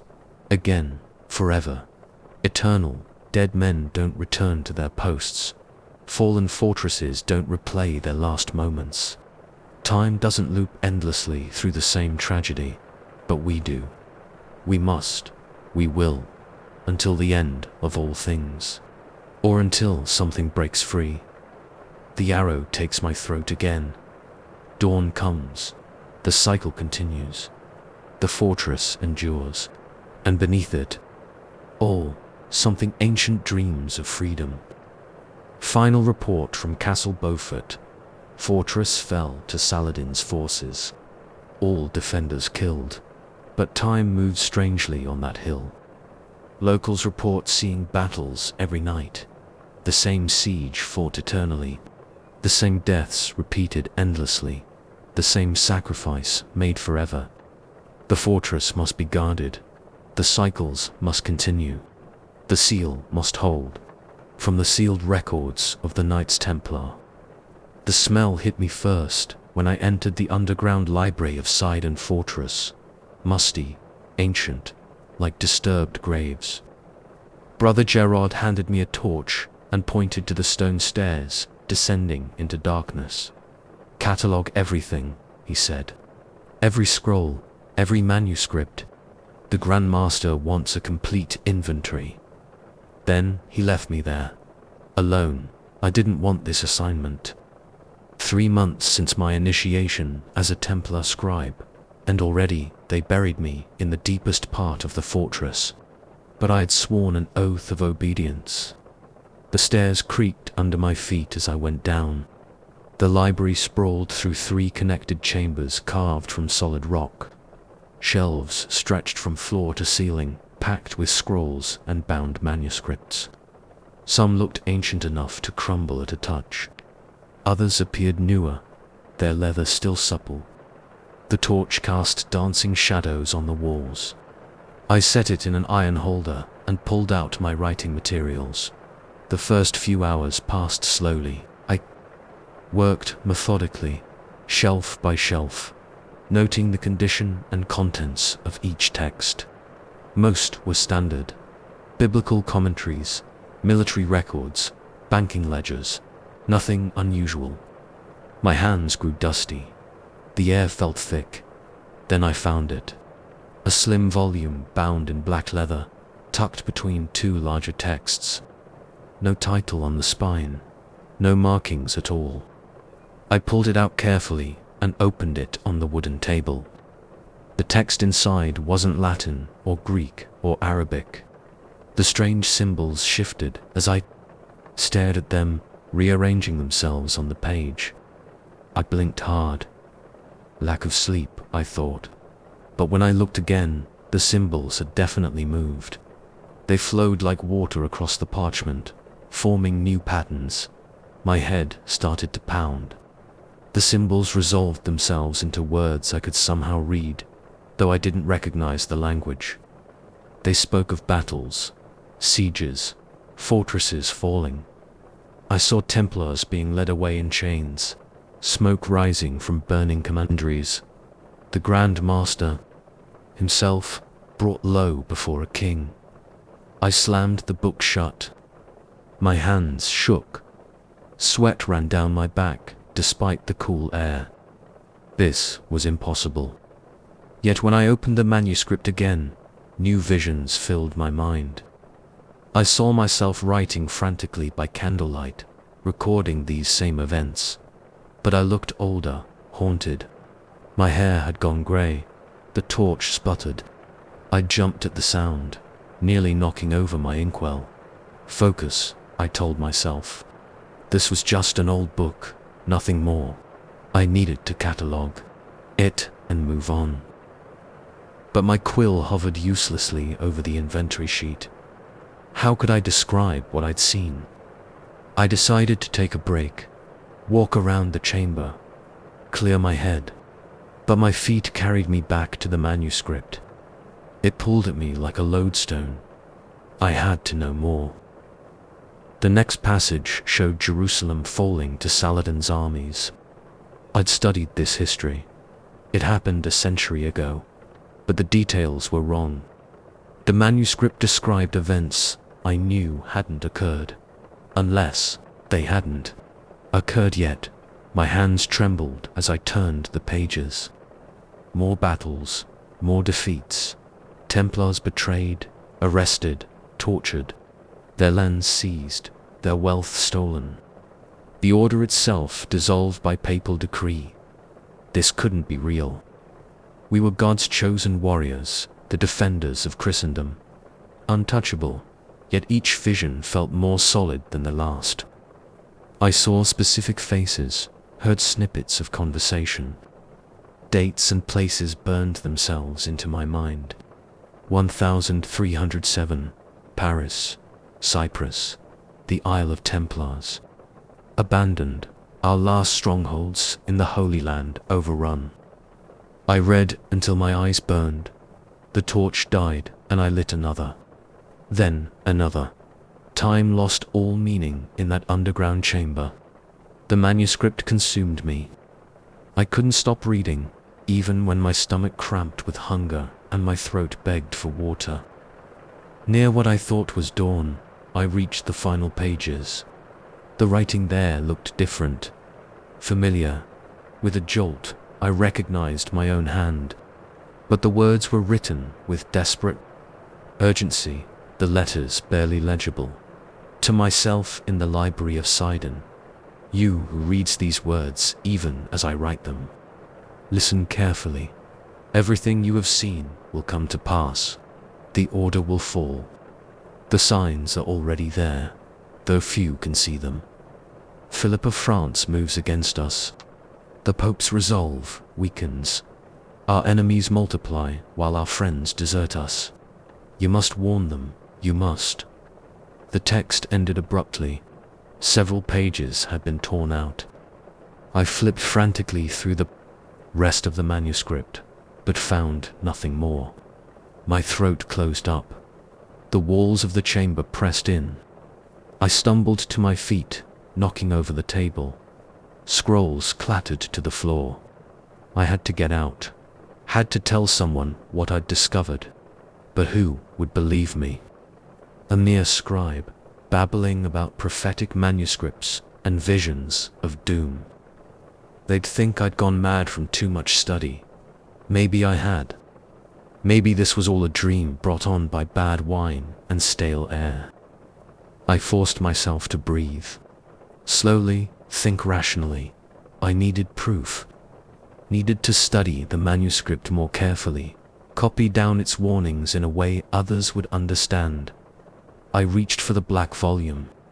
It wasn't there. I searched the fallen scrolls, the shelves, every corner of the chamber. Nothing. The manuscript had vanished as if it never existed. Only the scattered papers and overturned table showed I hadn't imagined everything. Footsteps on the stairs made me freeze. Brother Gerard's voice echoed down. "Brother. Thomas, are you still here? You've been below for 3 days. 3 days. Impossible. I'd only been reading for a few hours. Hadn't I? I looked down at my hands. They trembled uncontrollably. My robe was covered in dust and ink stains. And there, caught in the sleeve, a single page covered in my own handwriting. But the letters seemed to shift and flow even as I stared at them. "Coming, Brother Gerard," I called. My voice sounded strange, hoarse, aged. I tucked the page into my robe. My mind raced. I needed time to think, to plan. The manuscript had chosen me for a reason, had transformed me into its messenger. I climbed the stairs slowly, squinting at the bright morning light. Brother Gerard looked at me strangely. "Are you well? You look different." I forced a smile, "Just tired." "The cataloguing goes slowly." He nodded, though his eyes narrowed with concern. "Perhaps you should rest before continuing." "Yes," I said, "rest." But I knew sleep would never come easily again. Not with the weight of future horrors pressing down on my mind. Not with the responsibility of somehow preventing them. That night, alone in my cell, I pulled out the torn page and began to write. The words flowed from my quill, as if guided by another hand. My hand, from some distant time. I wrote until dawn, filling page after page with warnings and prophecies. When I finally looked up, my reflection in the window startled me. Streaks of grey had appeared in my dark hair. Lines creased my face that hadn't been there before. The manuscript had marked me, aged me, made me both author and reader of our order's doom. I sealed the pages in an iron box and hid them in the library walls. Perhaps another brother would find them in time. Perhaps the visions could still be prevented. But in my heart, I knew the truth. I had become part of a cycle that both recorded and created our fate. The manuscript of Sidon had chosen its next scribe. Every night now, I return to that underground chamber. Write what I've seen, what I know must come. The words flow like water across the parchment, forming patterns that future eyes will read. My own eyes, in another time. The torch burns low. My hands shake. But still, I write, racing against time to preserve these terrible truths. Sometimes, in the deepest part of night, I think I hear other quills scratching, other voices whispering from the darkness. My brothers in this endless task, scattered across time, all of us bound to the manuscripts, prophecies. All of us trying to warn those who cannot hear, to save those who cannot be saved. The Black Book appears and disappears at will now. I've stopped trying to hold on to it. Better to let it choose its moments, reveal its visions when it wishes. My hair grows grayer by the day. The brothers whisper about me in the corridors. The mad scribe, they call me. The one who never leaves the library. Let them whisper. I have my duty now. The manuscript found me for a reason. And so I write, and read, and write again, caught in this cycle of knowledge and doom. The walls of Sidon Fortress rise strong around us, but I've seen them fall. I've seen it all fall. Tomorrow, I'll go down to the library again, pick up my quill, wait for the visions to come, and hope that somewhere, somewhen, these words will reach eyes that understand, eyes that might still change what is written. But for now, the torch burns low, the parchment calls, and I must write. Wind howls through the arrow slits of Safe's highest tower. My first night of vigil duty, and they assign me the worst post in the fortress. 20 years as a Templar knight, and still I get these assignments. The tower rises 300 feet above the courtyard. From here, I can see clear to the horizon in all directions. Desert, mountains, nothing else. I adjust my white mantle against the cold. The moon hangs full and bright. Good visibility, at least. The commander warned me about this post, said the last 3 nights requested transfers after their vigils here. Superstitious fools. I've seen too many real horrors in battle to fear shadows and wind. The first hour passes quietly. I pace the circular walkway, checking each direction. My footsteps echo on the stone. The fortress sleeps below, torches marking the walls where other guards stand watch. Their posts look warm, inviting. The chanting starts just before midnight. At first, I think it's just the wind. A low hum, barely audible, but it grows stronger. Words in a language I don't recognize. Ancient, guttural. It seems to come from the eastern wall. I lean out through an arrow slit. Nothing moves in the moonlight below. The chanting continues, clearer now. Multiple voices, speaking in unison. The words make my skin crawl. Hello. I call down. My voice sounds weak against the wind. Who's there? The chanting stops. Silence rushes in, like a physical thing. Then a single voice speaks, closer now. Right below my position on the wall. The words are in Aramaic. I recognize the cadence from my time in Jerusalem, though I can't understand them. I draw my sword. The steel scrapes loudly against the scabbard. Identify yourself. Footsteps on the tower stairs. Slow, deliberate, impossible. I barred the door myself when I took my post. No one could enter. The steps grow closer. I back away from the stairwell, sword raised. My heart pounds against my ribs. Sweat runs down my back despite the cold. The door remains closed, barred, but the footsteps reach the top landing. Stop, then more chanting, directly behind me. I spin around. The walkway stands empty in the moonlight, but the voice continues, speaking words that make my teeth ache. I recognize one phrase, repeated over and over. Miles, Templar. Knight of the Temple. My sword arm trembles. I've killed men in battle, seen friends die screaming. But this is different. Wrong. The temperature drops. My breath clouds in front of my face. The chanting grows louder, more voices joining in. They seem to come from all around now. The air feels thick, heavy with presence. I retreat to the door. Try the bar, it holds firm. I'm trapped up here with whatever this is. A figure appears at the edge of my vision, tall, wearing a Templar mantle, but ancient, stained with old blood. When I turn to face it directly, it vanishes. More figures flicker in and out of sight. All Templars, all bearing wounds, some missing limbs, others with crushed skulls or arrow shafts protruding from their bodies. They fade in and out like smoke, their chanting growing stronger. I recognize one face. Brother Martin, who died beside me at Arsef. His head hangs at an odd angle, neck broken by a Saracen mace. He looks exactly as he did that day. His lips move with the chant. This isn't real, I say. The words come out shaky. You're dead. All of you are dead. Martin's ghost turns toward me, speaks in perfect Latin.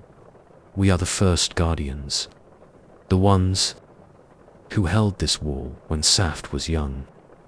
We test each new watchman, see if they are worthy. My sword point drops. Test, watch, Martin says. The other ghosts fade. He points to the eastern horizon. I look. At first, I see nothing. Then movement catches my eye. A dust cloud. Riders approaching fast. Raiders, Martin says. They come in darkness, thinking us blind. They will reach the walls by dawn. I squint at the distant cloud. How many? 50 mounted. More on foot. They carry scaling ladders. I need to sound the alarm. Warn the garrison. But I can't look away from Martin's ruined face. Why show me this? We protect our own. Even in death, his form begins to fade. Ring the bell, brother. Wake the fortress. And know that we watch with you, now and always. He disappears, the other ghosts with him. The chanting fades to nothing, leaving only the wind. My hands shake as I reach for the bell rope. The first peal echoes across the sleeping fortress. Then another, and another. Lights appear in windows. Men run along the walls. The commander himself climbs the tower, demanding to know why I've sounded the alarm. I tell him about the raiders, not the ghosts. Never the ghosts. He sends scouts east, and they confirm everything. 50 riders, infantry behind them, scaling ladders. We meet them at dawn, drive them back with heavy losses. The commander clasps my shoulder afterward, calls it a miracle that I spotted them so far out in the dark. I say nothing about Martin, about the chanting. But that night, I volunteer for tower watch again, and the next night, and the next. The ghosts return each time. Their chanting keeps me company through the long hours. They show me other things: supply trains running low on water, weak points in the walls that need repair, traitors within the garrison planning to open the gates. Some nights they speak of battles long past, show me how they died defending this place. Their memories become mine: the weight of a sword, the impact of a mace, the panic of death approaching. I wake from these visions, drenched in sweat, heart racing. But I always learn something useful, something that helps me protect our home. The other nights whisper about me now. They see the grey in my hair, the haunted look in my eyes. They say I've been up in that tower too long, gone strange from solitude. Let them talk. The ghosts have accepted me as one of their own. I stand my vigil with the first guardians of Saft, learning their secrets, sharing their eternal watch. Tonight the moon rises full again. I climb the tower steps, sword at my side. The wind greets me with its lonely howl. I bar the door and take my post. The chanting begins. I close my eyes and listen. Martin's voice rises above the others, speaking words I now know by heart. Ancient words, powerful words. When I open my eyes, they stand around me. My phantom brothers, my ghostly guardians. We watch the walls together as darkness falls. Their blood-stained mantles glow in the moonlight. Their weapons gleam with an otherworldly sheen. More nights will come after me. More vigils will be kept. But for now, this tower is my post. These ghosts are my companions. And together we guard Saft's walls, the living and the dead as one. The commander says I can transfer if I wish. The tower vigil is wearing me down, he says, making me old before my time, but I'll stay. The ghosts have taught me too much, shown me too many secrets. I am part of their company now, bound to this high place above the desert. Besides, who else will hear their warnings? Who else will understand their ancient songs? The wind rises, the chanting grows stronger. Another night of vigil begins. I take my post among the phantoms, white mantle catching the moonlight, ready to watch, ready to learn, ready to guard. This is my duty now, my eternal vigil, until I join their ranks for good. Another ghost in bloodstained white, chanting warnings to future guardians of these ancient stones. The dead keep their watch, and I keep mine. Night after night, until the end. The stranger appeared at our gates just before sunset. A single figure in a grey robe, face hidden beneath a deep hood. No bags, no supplies. Nothing a normal pilgrim would carry across the desert to Acre. I stood guard at the gate. Sergeant Thomas de Vigne, 15 years in Templar service. I'd escorted hundreds of pilgrims. This one made my neck prickle. State your business, I called down from the wall. The figure looked up. I couldn't see a face in the shadow of the hood. I seek passage to Acre. The voice was soft, genderless. I understand the Templars provide escort for a fee, and we leave at dawn tomorrow. I studied the pilgrims' empty hands. You carry no water, no food. The desert shows no mercy to the unprepared. I have what I need. The pilgrims who'd turned toward me. As do you, Thomas de Vigne, though your flask holds wine these days, not water. Against your vows, my mouth went dry. I'd told no one about the wine, kept it carefully hidden. How do you open the gate, Sergeant? Night approaches. My hands shook as I worked the mechanism. The heavy wooden gate swung open. The pilgrim entered with a whisper of grey robes against sand. Up close, The strangers seemed to absorb the torchlight. No shadow fell on the ground. I led the way to the pilgrims' quarters, trying to control my breathing. "You'll share a room with the others, leaving tomorrow," I said. "For merchants and a family of 3. They won't notice me." The pilgrim's voice came from just behind my shoulder. To close, I hadn't heard them move. I opened the door to the common room. The other pilgrims looked up from their evening meal. Then their eyes slid past the grey figure as if it wasn't there.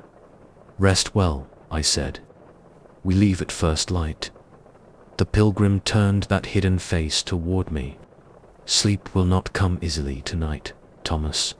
Not with the memory of Antioch weighing on you." My heart stopped. Antioch, 10 years ago. The thing I'd done there. The secret I'd carried ever since. "I don't know what you mean." My voice cracked. "The merchant's daughter. The one who trusted you. The one who died." I stumbled backward, slammed the door, ran to my quarters. Sleep didn't come. The pilgrim's words echoed in my head. No one knew about Antioch, about my failure to protect her, about the choices I'd made to save myself. Dawn came too soon. I assembled the escort party. Myself, 2 mounted knights from at arms. The merchants loaded their wagons. The family gathered. Their children, the grey pilgrims, stood apart. Still no provisions, still no visible face beneath that hood. We set out across the desert. The sun climbed high and hot. Sweat soaked my tunic, but the pilgrim's robe stayed dry. No dust clung to the grey fabric. Around midday, another group of travelers appeared on the road ahead. More pilgrims seeking escorts to Acre. "We should join them," one of the merchants said. "Safer in larger numbers." The new group drew closer. 6 figures in dusty robes. They fell in with our party naturally, as if expected. One of them drew alongside my horse, pushed back his hood. My blood froze. I recognized the face. Brother Martin from my first years as a Templar. The one who caught me stealing from the treasury. The one who died in a fall before he could report me. He smiled. His neck sat at an unnatural angle. "Hello, Thomas. Long years since Damascus." I spurred my horse forward. Another of the new pilgrims paced me. This one threw back her veil. The merchant's daughter from Antioch. Her throat still bore the wound that killed her. "You promised to protect me, Thomas." You swore an oath. My vision blurred. Sweat ran cold down my spine. More of the new pilgrims revealed their faces. All dead, all connected to my sins. The original grey pilgrim drifted up beside me. "They've waited long to speak with you, Sergeant. Each one carrying a piece of your guilt." "What are you?" My voice came out as a whisper. "A guide for souls with unfinished business." The hood turned toward me. "Both theirs and yours." The dead pilgrims pressed closer. Their faces showed every wound, every mark of violence that had ended them. The merchants and family in our party seemed blind to them, chatting and riding as if nothing was wrong. We rode through the heat of the day. The dead never tired, never drank, never spoke except to remind me of my sins. Brother Martin described how the gold I stole could have bought supplies for starving refugees. The merchant's daughter recounted her last moments, calling for help that never came. Others shared their own stories of my failures, my broken vows, my selfish choices. Night fell. We made camp. The living pilgrims slept. The dead ones gathered around our fire, their wounds gleaming in the flames. "Why now?" I asked the grey pilgrim. "Why haunt me after so many years?" "Because you are needed, Thomas de Vigny. A choice approaches. a chance to redeem one of your many sins. When that moment comes, remember these faces. Remember their words. Dawn broke. We rode on. More dead pilgrims joined us with each passing hour. Some I recognized, others I didn't. Victims of my actions I'd never even known about. They filled the air with whispered accusations, promises betrayed, lives cut short, lies told. The weight of it pressed down on me like a physical thing. The grey pilgrim watched it all in silence, guiding the dead, guiding me toward something I couldn't see. Occa's walls appeared on the horizon 3 days later. The biggest port in the Holy Land, our destination. The living pilgrims breathed sighs of relief. The dead ones drew closer than ever. We approached the city gates. Guards challenged us. I gave the Templar recognition signs. That's when I saw them. 3 men trying to slip through with our party. Their robes couldn't hide the weapons they carried. Assassins, using us as cover to infiltrate the city. The grey pilgrims who turned toward them, then toward me. Choose, Thomas de Vigny, as you chose at Antioch, as you chose in Damascus. I saw the merchant's daughter's face, heard Brother Martin's accusations, felt the weight of all my sins. I drew my sword, shouted a warning. The assassins shed their robes and attacked. The fight was brief and brutal. I took a knife in the shoulder, a sword slash across my ribs, but I kept them from the gates, kept them from the innocent pilgrims. When it was done, I knelt in the blood-stained sand. The dead pilgrims gathered. Around me, their faces had changed. The wounds were healing. The accusations faded to whispers. One choice does not erase a lifetime of sin, the grey pilgrim said, but it is a beginning. I looked up. The hood had fallen back, the face within. I couldn't describe it later, couldn't remember it clearly, but I saw understanding there, and something like hope. The dead pilgrims bowed their heads, faded like mist in morning sun. Soon only the grey pilgrim remained. Will I see them again? My wounds throbbed with each word. When your time comes, when your own pilgrimage ends. The pilgrim's form grew indistinct. They will wait for you in Acre, the true Acre, beyond this world of dust and blood. Then I was alone, bleeding in the sand. The living pilgrims rushed to help me. The city guards called for physicians. I recovered slowly. The wounds healed, but I was changed. Each night I dream of those faces. Each day I try to make different choices, better choices. Sometimes unlonely. Desert patrols, I see grey robes in the distance. Hear whispered voices on the wind. The dead are watching, waiting to see if I keep my unspoken promise. I am still a Templar sergeant, still escort pilgrims to Acre, but I watch more carefully now. Look for those who truly need protection. Try to be the guardian I should have been before. And I know that someday, when my own life ends, I will become one of them. Another dead pilgrim on the road to Acre, helping to guide others toward redemption or damnation. Until then, I do my duty and remember their faces and try to choose better. The living pilgrims still come to our gates as the sun sets. Sometimes I search their faces for shadows of the dead. Sometimes I think I hear familiar voices in their words, but I never see that first grey pilgrim again. Never learn if it was angel or demon or something else entirely. Perhaps it doesn't matter. What matters is the choice, the moment of truth, the chance to finally do right after so many wrongs. I stand my watch. I guard the innocent. I remember.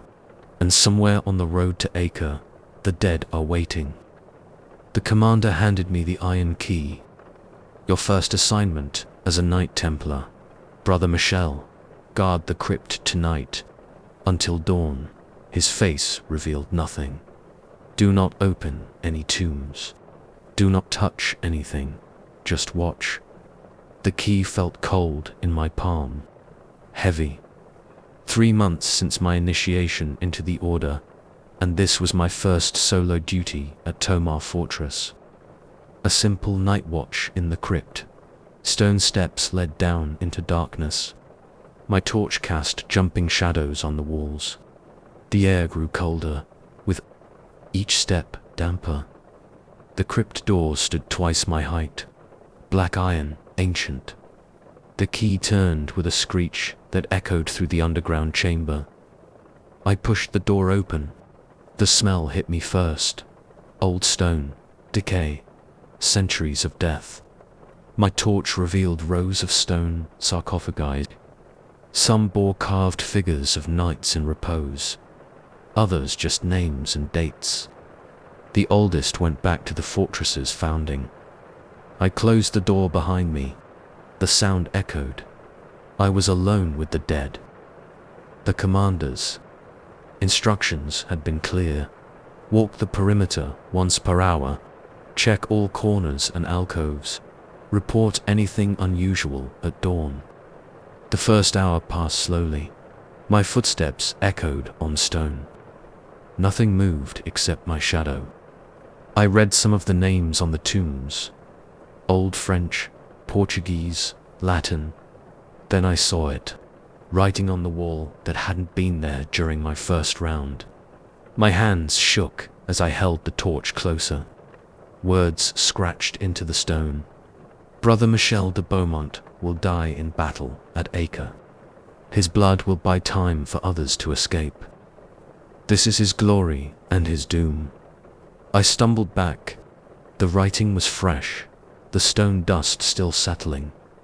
But no one else was here. I had the only key. More scratching sounds. I spun around.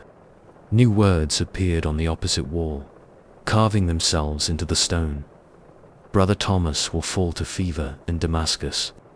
His death serves no purpose, such as fate. My breath came fast and shallow. The torch trembled in my grip. All around the crypt, new prophecies wrote themselves into the walls. Each named a different knight. Each described their death. I recognized some names. Knights currently serving at Tomar. Others I didn't know. Future members of the Order, perhaps. The scratching continued. Like dozens of invisible knives carving stone. The sound filled the crypt, drowning out my heartbeat. I had to get out. Had to report this. I turned toward the door.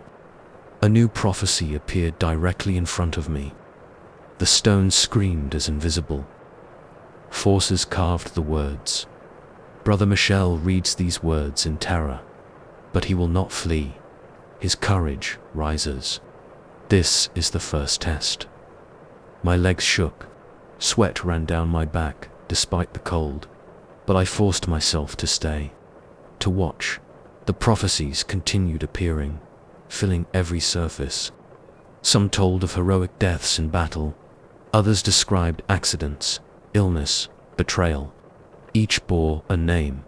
Each spoke with terrible certainty. Hours passed. I read them all, memorized them. Brothers I knew. Brothers yet to come. All their fates written in stone. Near dawn, the scratching finally stopped. The walls were covered. No space remained for new prophecies. I sank to my knees, exhausted. The torch had burned low, fresh scratching. I looked up. The words appeared on the floor in front of me. Brother Michel kneels in the house of fate. The prophecies are true. All will come to pass. But one death may be prevented. One fate may be changed. This is the purpose of the vigil. This is the secret of the crypt. More words followed. Choose wisely, Brother Michel. You have seen all their deaths. When the moment comes, you may save one. Only one. This is your burden and your gift. The door's iron hinges creaked. Dawn light spilled down the stairs. My vigil was over. The commander waited above. What did you see? I opened my mouth to tell him everything, then stopped. New words carved themselves into the step at my feet. Speak of this to no one. The choice must be yours alone. Nothing unusual to report, Commander, I said. My voice sounded strange, older. He nodded as if expecting this answer. Took the key. You'll stand vigil again next month. I climbed into the morning sun. My legs barely supported me. My mind raced with prophecies of death, with the weight of choice. That was 3 months ago. I've stood vigil in the crypt every month since. The prophecies remain, but new ones appear each time. More names, more deaths, more choices. I've learned to recognize the patterns. Quick deaths in battle, slow deaths from disease, deaths that save others, deaths that waste life. I've seen my own death foretold that first night come true in dozens of small ways. My growing courage, my reputation for steadiness in battle, my eventual posting to Acre. The hardest part is seeing my brothers every day, knowing how each will die. Brother Thomas still lives, not yet assigned to Damascus. His fever death haunts me. Should I save him? Is his fate the one I'm meant to change? But there are others. Young knights with prophecies of meaningless deaths. Veterans whose falls will doom those who rely on them. How can I choose just one to save? I stand vigil again tonight. The prophecies write themselves on the walls. I recognize more names now. The newest knights, the ones just arrived from France. The burden grows heavier. Each month brings more deaths to witness, more choices to consider. Sometimes I dream of the crypt, of words carving themselves endlessly into stone, of fates written and rewritten. The commander watches me carefully. I think he stood his own vigil once, made his own choice, but we never speak of it. Other knights notice changes in me, the new grey in my hair, the way I study their faces, the sadness in my eyes when certain names are mentioned. Let them wonder. I carry the weight of their deaths, the power to save one life, and the crushing question of which one deserves it most. Dawn approaches. New prophecies finish writing themselves. Recognize the names of knights not yet born who will die defending this fortress decades from now. The choice haunts me. One death prevented, one fate changed. But which and when will I know the moment has come? I climb the steps into morning light. The commander waits, key in hand. He sees something in my face. The burden grows easier, he says quietly. But he's wrong, it doesn't. Each vigil adds new weight, new knowledge, new responsibility. I pass him without speaking, return to my duties, to watching my brothers live and train and pray, knowing how each story ends. Somewhere in the crypt below, their fates remain written in stone, waiting, and I alone can change one single line in that terrible book of endings. I carry their deaths with me now, until I make my choice, until I save the one I can. And so I wait and watch, and remember every name, every prophecy, every foretold moment of death. The crypt keeps its secrets. The prophecies write themselves anew, and I stand vigil, bearing witness to fates yet to come. One death may be prevented, but only one. Choose wisely, Brother Michel. The merchant arrived at dusk. I sat at my counting table in the Jerusalem treasury, finishing the day's ledgers. He wore rich silks, but something about him made my skin crawl. "Brother Antoine." He bowed slightly. "I seek to make a deposit with the Templars." I set down my quill. 10 years as treasurer had taught me to read men's intentions. This one's smile didn't reach his eyes. "The banking hall closed at Vespers," I said. "Return tomorrow." He placed a small wooden box on my table. "This cannot wait until morning. It must be secured in your vaults tonight." The box looked ordinary enough. Plain wood, iron bands, but no lock. "What do you wish to deposit?" "A relic." He opened the box slowly, from Solomon's temple itself. Inside lay a simple key, bronze or copper, green with age. Symbols covered its surface that hurt my eyes to look at. "The temple was destroyed centuries ago," I said. "Any relics are highly suspect. This one is genuine." He pushed the box toward me. "I'll pay triple your usual fees for its safekeeping." My mouth went dry. Triple fees meant serious money. The order's coffers could use it. "I'll need to record your name," I said, reaching for my ledger. "You may call me Thomas of Damascus." The name was obviously false. I should have refused him there. Should have sent him away until morning when the commander could verify his story. But the key drew my eye. The symbols seemed to shift and change when I wasn't looking directly at them. Very well. I wrote the false name in my ledger, counted out his deposit fee. "I'll place it in the vault myself." He bowed again, left without another word. His silk robes made no sound on the stone floor. I lifted the key from its box. It felt heavier than it should, warm despite the evening chill. The symbols writhed under my fingers. The vault lay beneath the treasury. 3 levels of iron doors protected our most valuable deposits. I lit a torch and descended the narrow stairs. The first door opened easily, the second as well. But at the third door, I hesitated. The key in my hand pulsed with heat. The symbols glowed faintly in the torchlight. "This is madness," I muttered. But I had to know. I placed the key in the vault, locked the doors, climbed back to my counting room. The first coin appeared just before midnight.